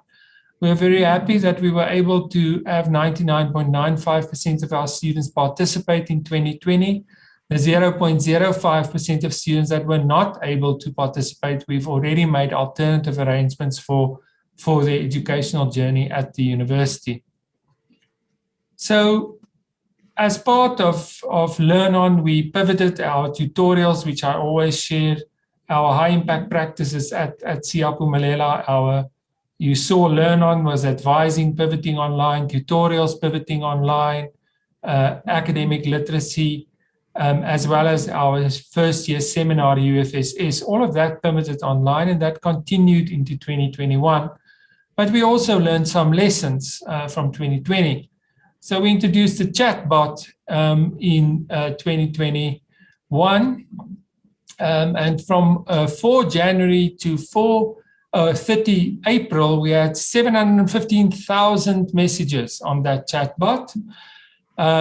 You can see the average number of messages between a chatbot center agent and a student was 21. So we were quite busy during registration, but it has been a wonderful opportunity led by Student Recruitment Services in collaboration with the Central Advising Office. And we're now going to restructure this bot to become a new platform for student support, in addition to websites and online and blended services we already have. Like our DUT colleagues, we expanded orientation virtually significantly for first years. You see the Gateway program there, and then the new kid on the block, led by Evodia Mokwanyane, is the senior student experience, which we will be trademarking #SecureTheGrad. And we are very excited about the participation of our senior students in these initiatives. Similar to our DUT colleagues, we from the beginning set up an OER space very early towards the end of 2020 for digital skills. We created these, I put the link in there for you and I'll share the slides. You're welcome to go and have a look at it. And we did some heat map analytics to see where students were going. And not surprisingly, students were going to the introduction, wanting to learn how the LMS works, a little bit of basics around email, since we found in 2020 that some basic skills around email and Microsoft Office was problematic. So data analytics and the lived experience, Jenny very kindly referred to a report that we did last year. We were privileged to have DET ask us to help with the student access to and use of learning materials report. And I wanted to contrast some of the findings in that report with what we saw with success rates to try and understand success rates and achievement gaps in 2020. So this is a thematic analysis, 11 benefits that students got from learning online. That's the wrong term to use, especially with Jenny in the room, emergency remote teaching and learning and not pure online learning. We saw that students were motivated. I'm going to highlight the red ones. They got to understand their content better because if you link that to number 11, they discovered I could go to Khan Academy and YouTube if I don't understand what my lecturer is explaining. Better academic performance, something which the whole sector is grappling with, which is a phenomenon that we need to reflect deeply on. Assessment feedback was better. I could talk to my lecturer. I would have never had the guts to walk up to my lecturer and talk to them, or even engage with my peers in WhatsApp groups, some of the benefits. And I became more independent and self-directed. Some quotes. I could make notes at my own pace and rewind recordings. How wonderful that you can rewind a lecturer. You are able to study wherever you are. You can put your earphones in and listen to the lecture, or you can also download the lecture audio from Blackboard whenever you are free. I can get to learn new things on my own and get to ask a question to my lecturer without thinking of what others will say about me. I had a lot of time for my assignments. The lecturers were patient and understanding. Some of the challenges, the top three, the terrible three, in terms of inequality, network data devices.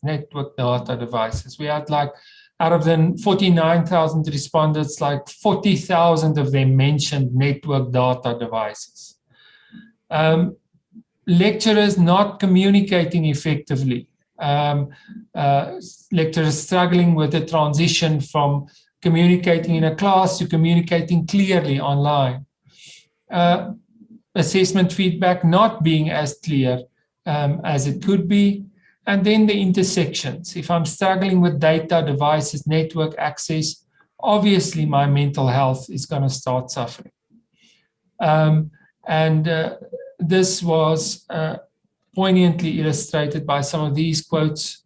Network problems, insufficient study space, little knowledge on laptop utilization. I was struggling to use my cell phone in submitting some of my assignments, so I had to make a plan to get a laptop by saving my food allowance.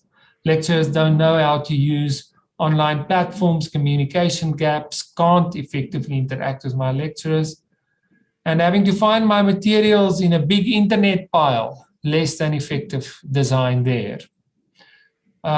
So how do we then marry this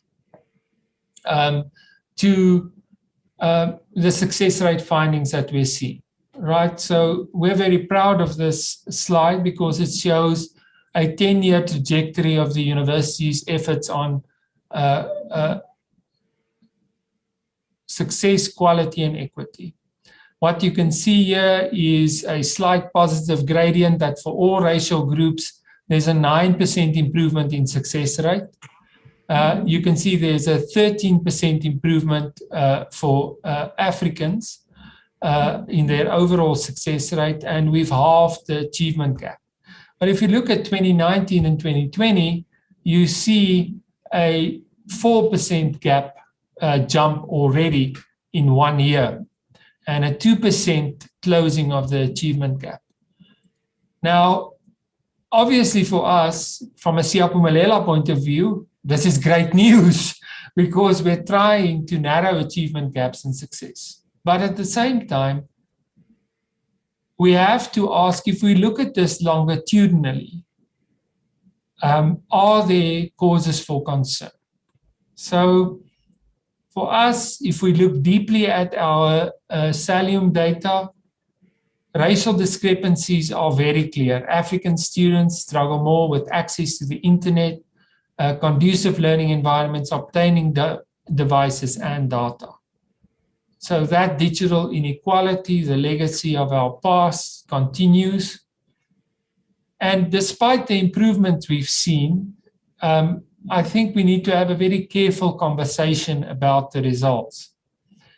I don't think what I get concerned about often is when I'm in conversations and we've already started talking as a sector, people tend to go to, well, it was too easy, or you just use quizzes and that was a problem. I think that would be an unbalanced conversation to have. We need to think deeply what we did right here, because if I look at my data, it tells a phenomenally inspiring story about the commitment of staff and students to their learning in 2020 at the University of the Free State. Surely that has to count for something. A singular focus on saving the academic year, ensuring that we all succeed. How much of the percentage points does that explain? But also we have to ask questions, as Professor Bawa did already. Where might we have dropped the ball? Where is the cracks? Is this too good to be true? And what would be the reasons for that? So the lessons for us for a new normal, we advocate on every single platform, and we are amongst the family here because everybody so far has advocated. We need the infrastructure. And we have to do that every platform you get, whether it's in a departmental meeting, every platform you get, we have to ask the infrastructure question to create that flexible learning environment, especially for the poorest of the poor, because the infrastructure helped them the most. And like Professor Bawa said, that's where we change history to become more equal as a society. Number 2, digital skills all day, every day, everywhere.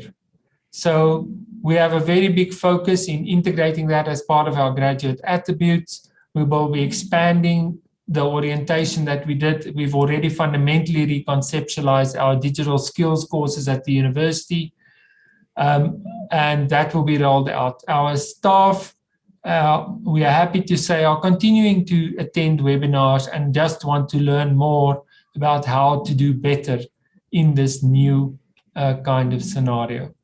Then also linking to Professor Bawa, we are looking at various products that will allow us to create flexible content delivery platforms. It would be wonderful if we can get a national resource, but we have to be able to put any and everything on it. There mustn't be limitations from copyrighted to OER materials, because only then can we achieve the ideal that students can learn in different ways at different times in different spaces whenever they like. And obviously for that we need universal design principles, because if we design for our students on the margins, our students with disabilities, we include everybody by definition. And this is incredibly important. What we learned in COVID is we can do things very rapidly in higher education, right? So we were able to create high-tech, high-touch solutions for student support. Our analytics is very powerful in helping us understand how students learn down to the individual level, identifying who's vulnerable, and deploying support to them in time using a blended approach. And the data analytics also is a way into the deeper, more courageous conversations we need to have. So our student support from now on will be deeply blended and way more flexible thanks to COVID. And then lastly, talking about quality and quality assurance, all of us in the room in South Africa are very aware of the new audits that will be taking place fairly shortly for all of us in 2022. But for us, the conversation is about how we navigate quality, equity, and success. We need to ask deep questions about why success rates improve, the positive things that happen, but also where there might be problems, and how it's contributed to us having a focus. We are already looking at some of the Commonwealth of Learning resources around creating rubrics for quality blended learning, for quality flexible learning. And then nationally, we think there needs to be a conversation around resourcing. Are the subsidy definitions going to stay the same, or are we going to change things? Thank you very much. Thank you very much indeed, Francois, and thank you for leaving some time also for questions. That was hugely inspiring to hear, and congratulations to the University of the Free State. Yeah, an example of unbelievable commitment from both staff and students. I'm looking to see the questions. There are not a lot of questions there, but there are some comments. One of the comments I think maybe should be elevated a little to a question is, Diane Grayson, you were kind of asking the deep question about why academic performance has improved. What are some of the reasons? And you talk about the possibility of contract cheating. Yes, if you're asking me whether cheating is a possibility, I think the jury is fairly out on that.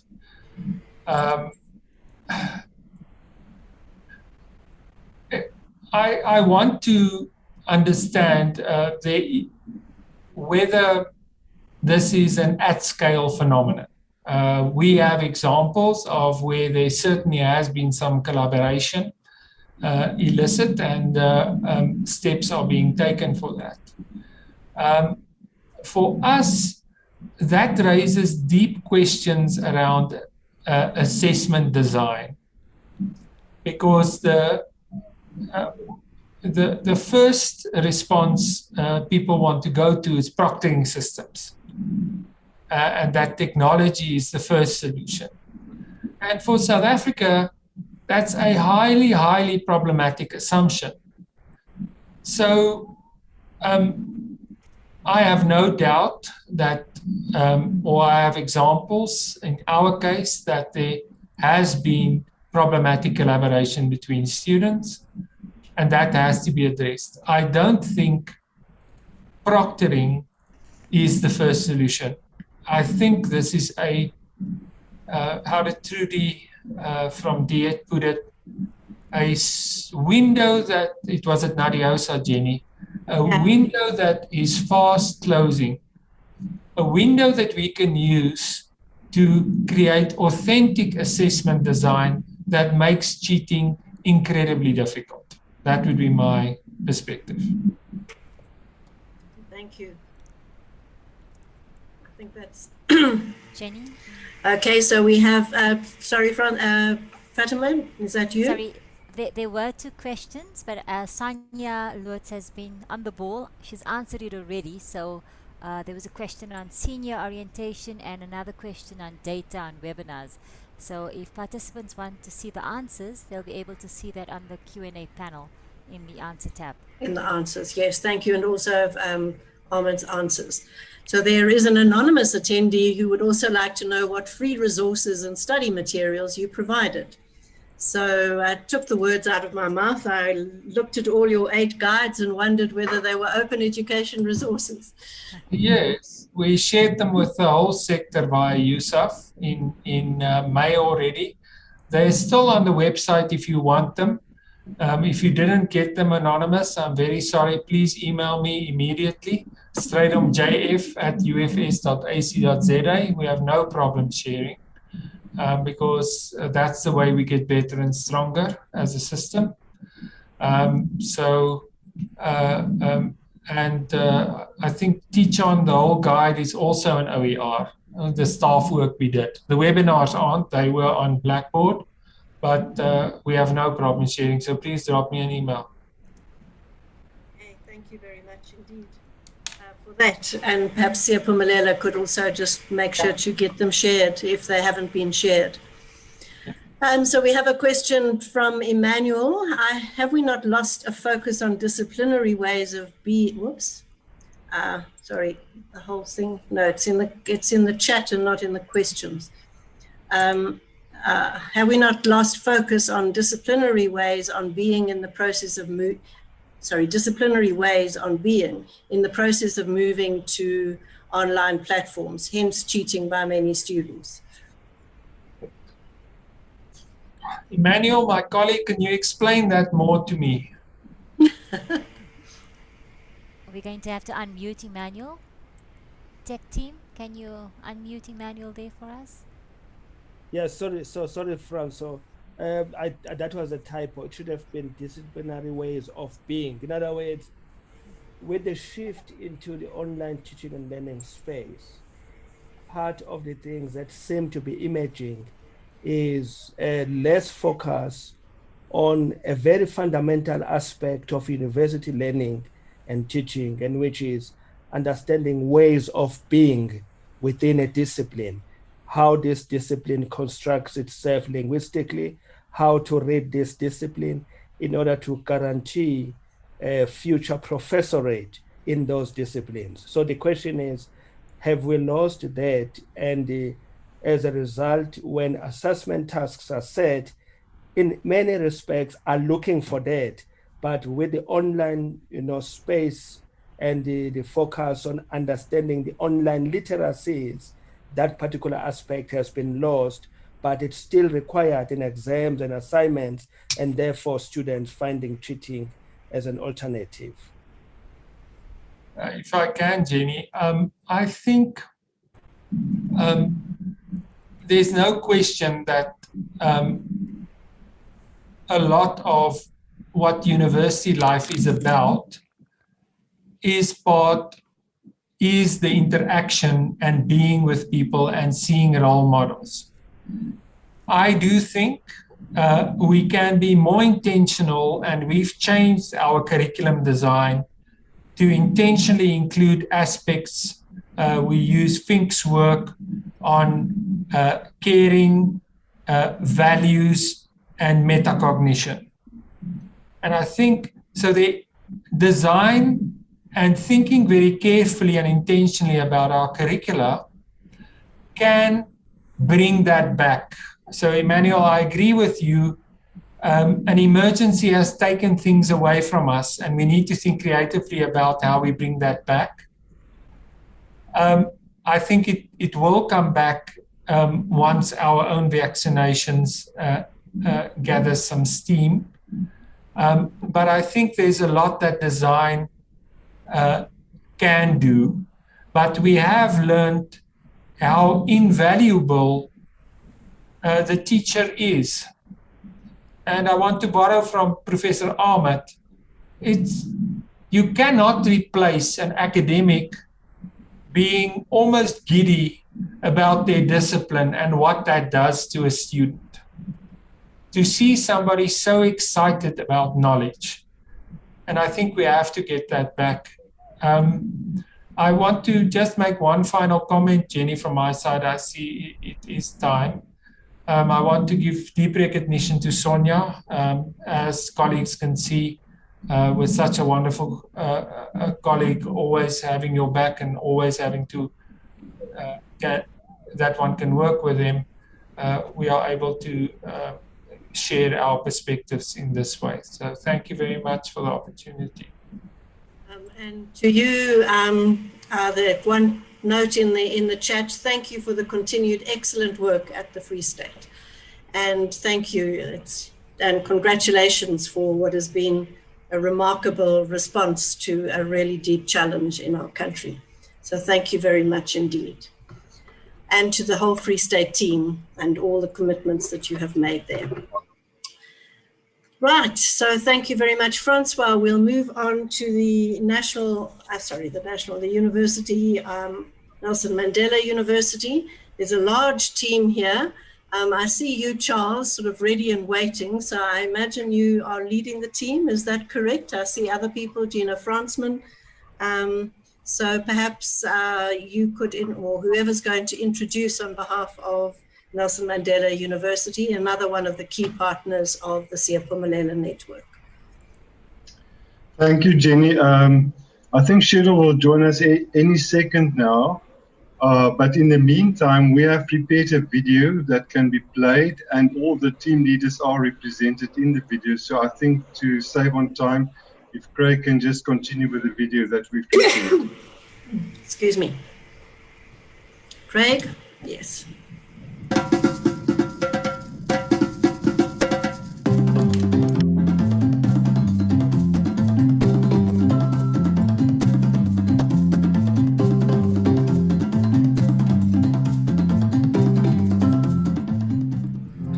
Siyaphumelela, we are succeeding. The 2020 academic year asked many questions of us in how we could support student learning and success during a pandemic. I'm going to briefly share a little bit of Mandela Uni's journey through 2020 with you. And in the process, I'm going to draw on some of the lessons that we learned and the resources we gained from being part of the Siyaphumelela family. When the hard lockdown happened in March 2020, the reality slowly dawned on us that the only way that we would be able to complete the academic year would be to do so online, because our students were in remote places and we didn't know when we were going to get back to campus. And yet, this posed many challenges for us, not the least of which is the fact that only 65% of our students had a device, and of those, only 10% or so had a smartphone. And yet we had promised our students that we would not leave any student behind in completing the academic year. So we adopted an approach that we called flexible, multiple, blended pathways approach that was implemented in a staggered way, as this was the only socially just way in which we could provide learning opportunities to all our students during the pandemic. What this meant in reality is that in May, we started up learning and teaching online with students who had devices and data. During the month, we also distributed more laptops to students. And so in June, the next group of students could restart their learning. Meanwhile, there were some students that had no access to devices and technology. For them, we sent them study packs, just to keep their hopes alive that they would be able to complete the academic year. And it is this group in particular that we earmarked to return to campus as soon as it was possible during the various lockdown levels from July onwards, because they clearly couldn't study remotely and they needed to be able to use our facilities on campus.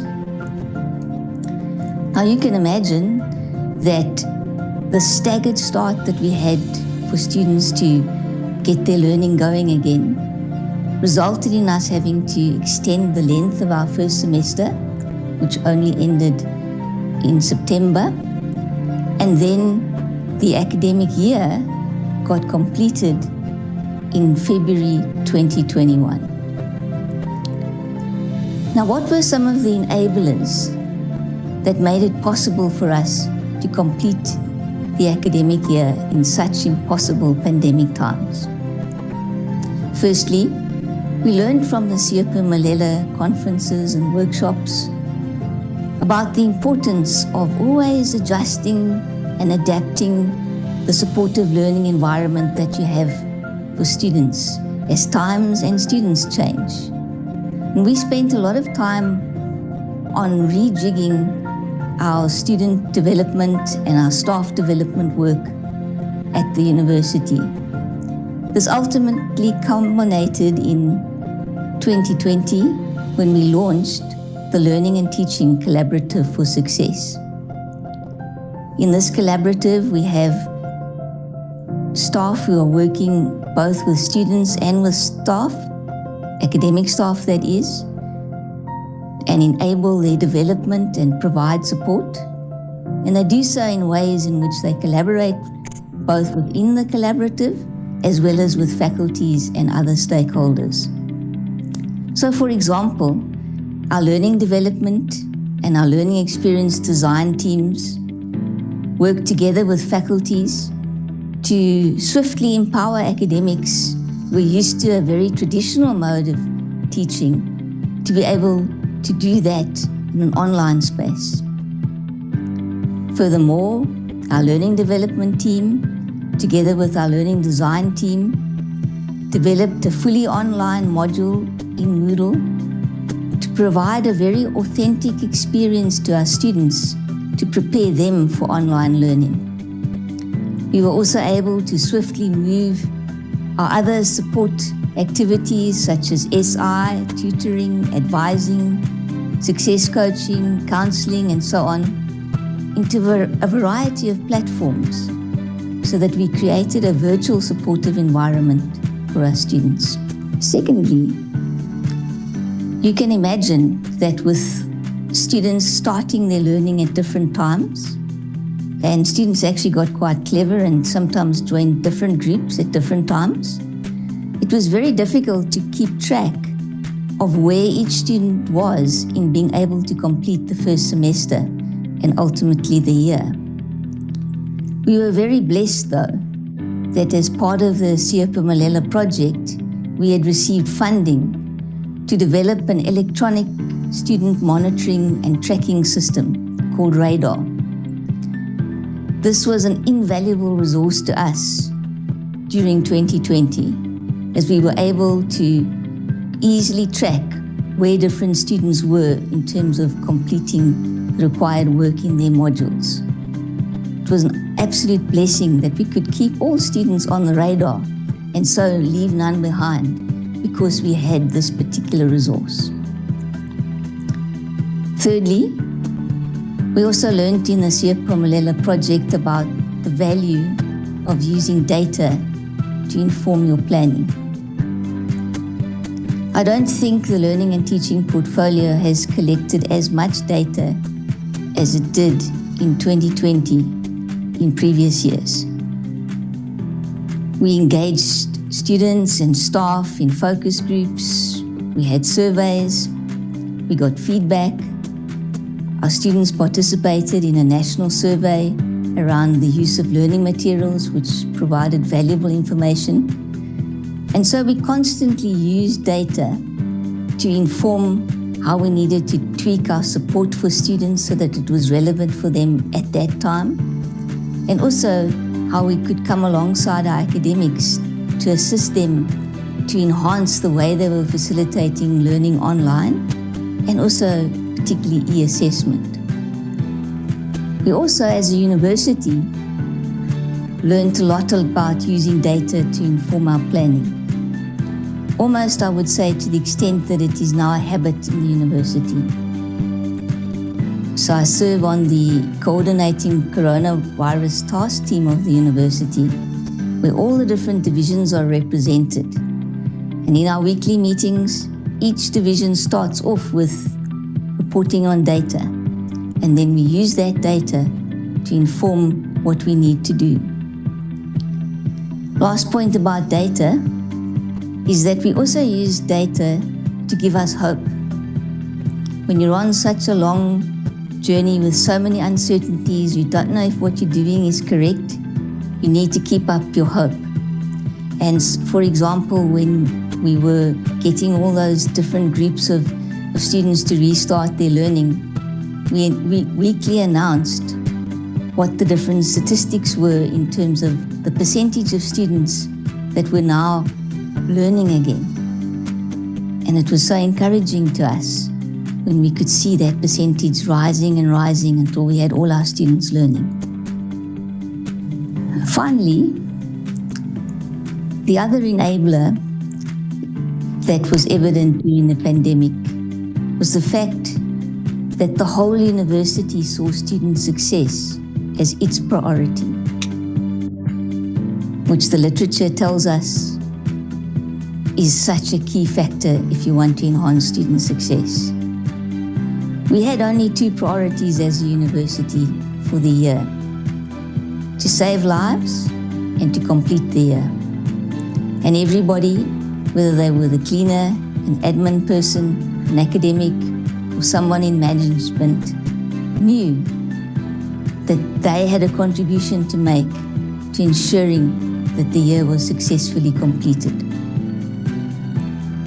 And so when we could announce the results of the year, that we had about an 84% success rate, that's about 5 or 6% higher than 2019, and also that we graduated more students in 2020 than we did in 2019. It was the whole university that together celebrated such a wonderful achievement.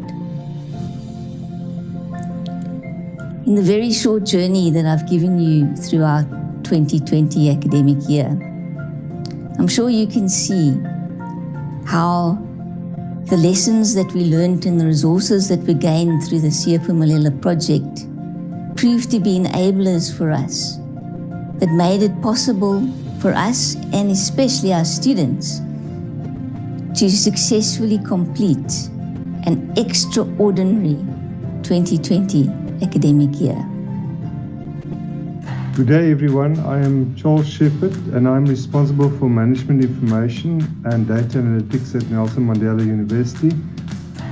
I also co-lead the Siyaphumelela program together with Dave Jenkings, and I was the program leader for the previous phase of Siyaphumelela at the university. Nelson Mandela University uses data analytics extensively in all our endeavors related to planning, monitoring, and especially to inform student success initiatives. We report a range of performance indicators to our council on a quarterly basis, and in the second quarter of each year, the focus of our reporting is on student success. This is presented in a user-friendly way with infographics. We have gained a lot from the investment made by Kreshki in the first phase of Siyaphumelela. Two particular projects stand out. The first one is the development of radar, our early warning and monitoring system, which was an initiative developed in our Faculty of Law by Lynn Biggs with the assistance of Deirdre Els from our ICT department. It was also piloted in the School of Engineering and has since been rolled out throughout the university. During the pandemic, radar has been proven very useful in tracking students that were on different learning pathways and assisted them in completing the academic year. The university plans to develop radar into a fully fledged student success support system. The system will not only refer students for support, but will also allow student success coaches and counselors to capture notes on the system and to monitor whether students actually went for the recommended support.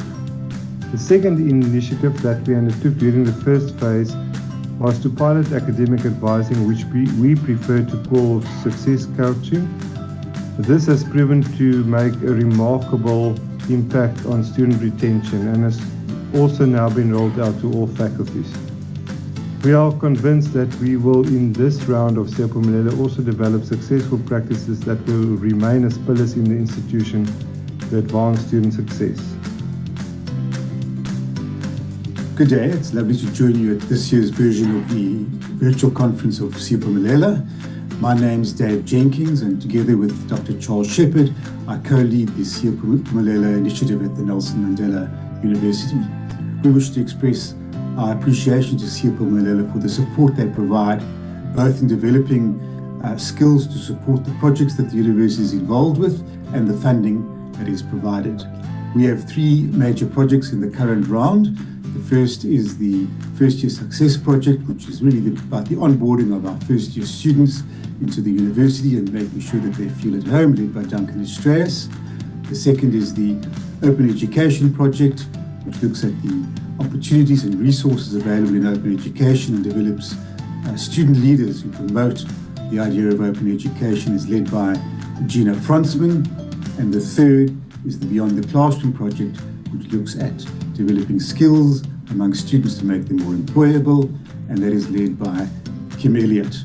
Overall, our projects are ably led by our DVC Learning and Teaching, Professor Cheryl Foxcroft, and we appreciate her vision and her leadership in enabling these projects to happen on our campuses.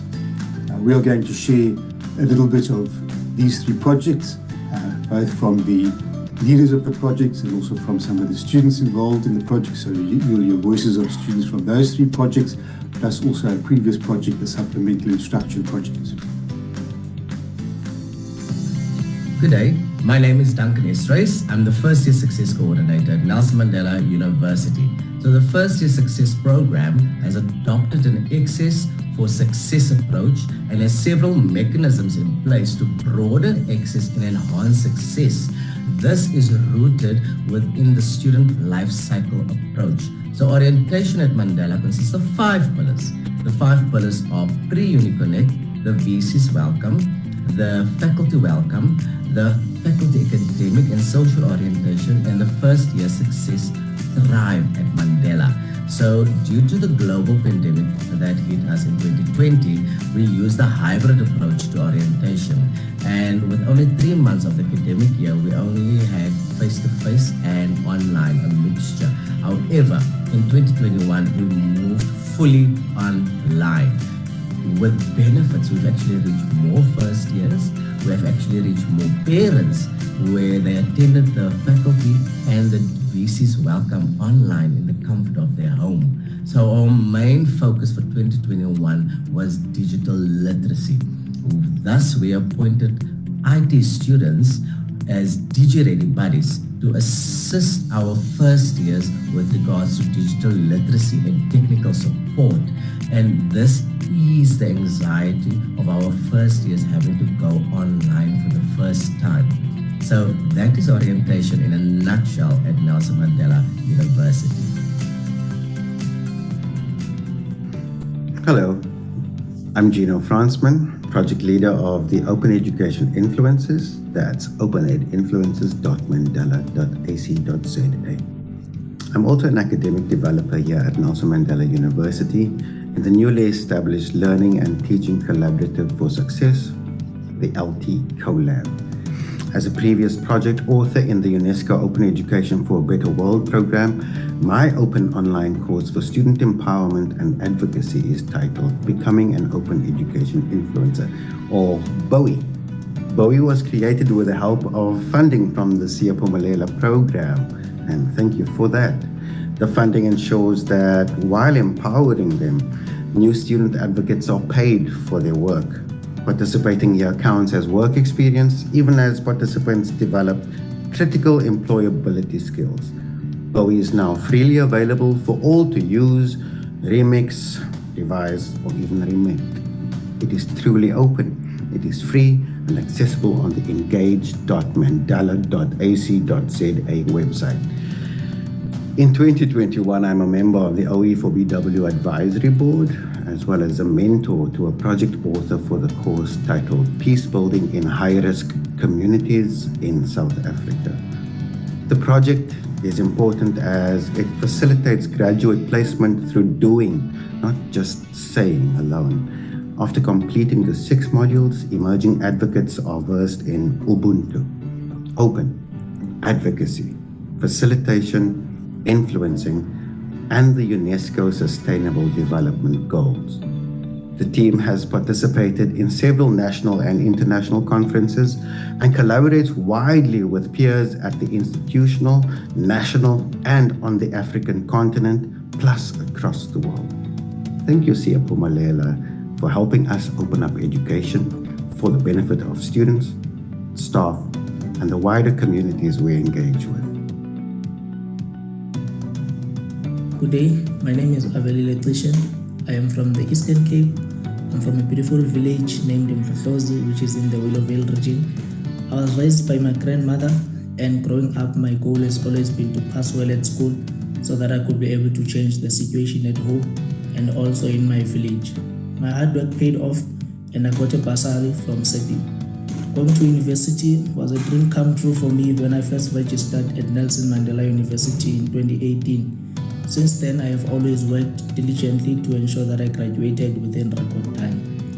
However, when I first registered at Nelson Mandela University, I had challenges with some of the modules. Fortunately enough, the university has got a supplemental instruction program that is designed to assist students in those challenging modules. I attended all those sessions and they paid me a great deal because I managed to get distinctions for all those modules, and I also graduated cum laude in my academic program. I then also wanted to make a difference, and I applied to be an SI leader in 2020, and I was appointed to be an SI leader for soil science. I enjoyed the interaction with the students, and I also learned a lot about diversity management and different pedagogical approaches. I was also motivated and inspired by Professor Josh Law, who was my soil science lecturer, and also Dr. Mudanya Ramantwana, who was my engineering lecturer. And I was also inspired by my ex-physical science teacher, Mrs. N. Beu from Fort Malan Senior Secondary School. My SI experience, coupled with the impact that these staff members made on my life, made me realize that I would also love to be a lecturer, or better yet, a professor one day. My name is Sino Mzungu, and I am a facilitator for the Beyond the Classroom Leadership Program known as BTC. Student involvement in co-curricular activities is a critical part of the educational and learning experience which is offered at the Nelson Mandela University. BTC is an intentional learning opportunity that contributes to the development of the desired graduate attributes and the holistic growth of students. The program is traditionally offered face-to-face in a small class environment. However, due to the 2020 pandemic, the program was offered virtually.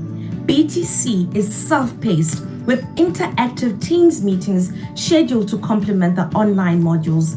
And according to the Student Experience Survey, 72% of BTC students agree that as a result of their participation, they were able to explore career fields and workplace options.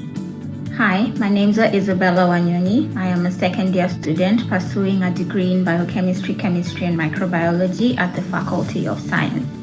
However, since I'm enrolled with the extended program, this is my third year at the university. The 2020 academic year has been really, really hard and different for most of us, and I am glad that I was enrolled with the BTC program.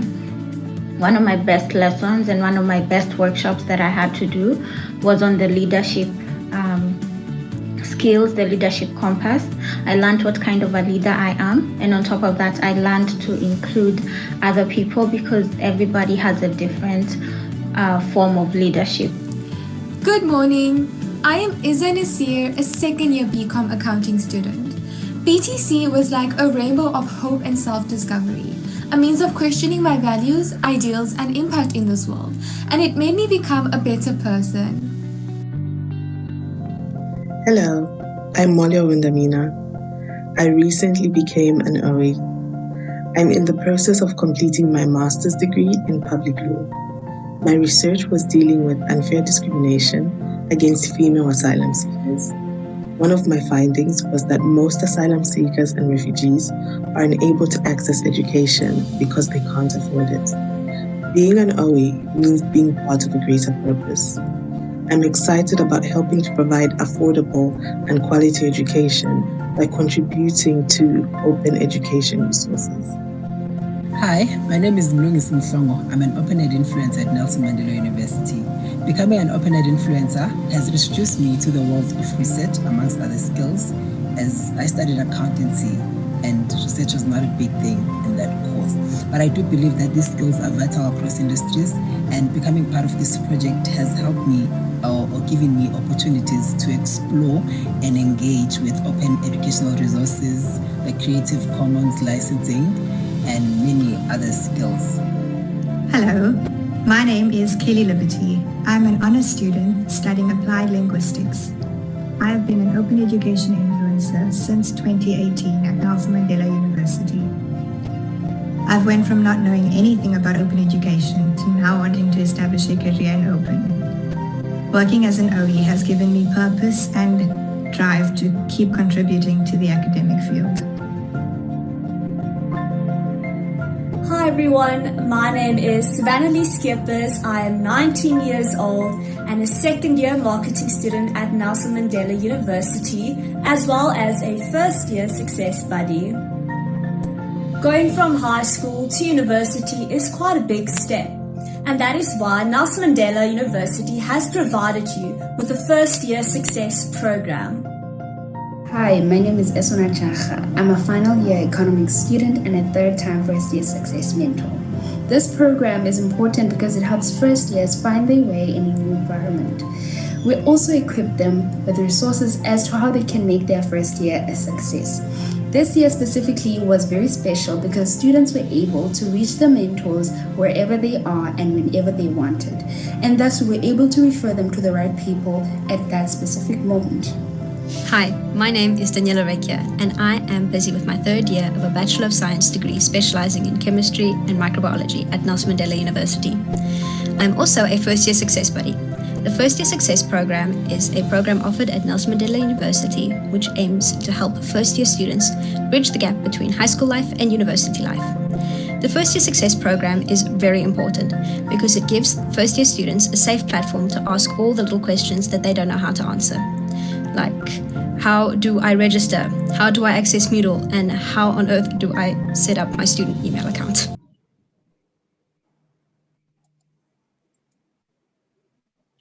Well, thank you, Nelson Mandela University. I think I can only quote Wendy Kilfoyle, who made a statement in the chat. Universities, she says, have been so creative in the face of disaster, and all the time with one goal in mind: student well-being and success. Amazing. So we have a couple of minutes for questions. If there are any questions, if anybody'd like to put their hands up.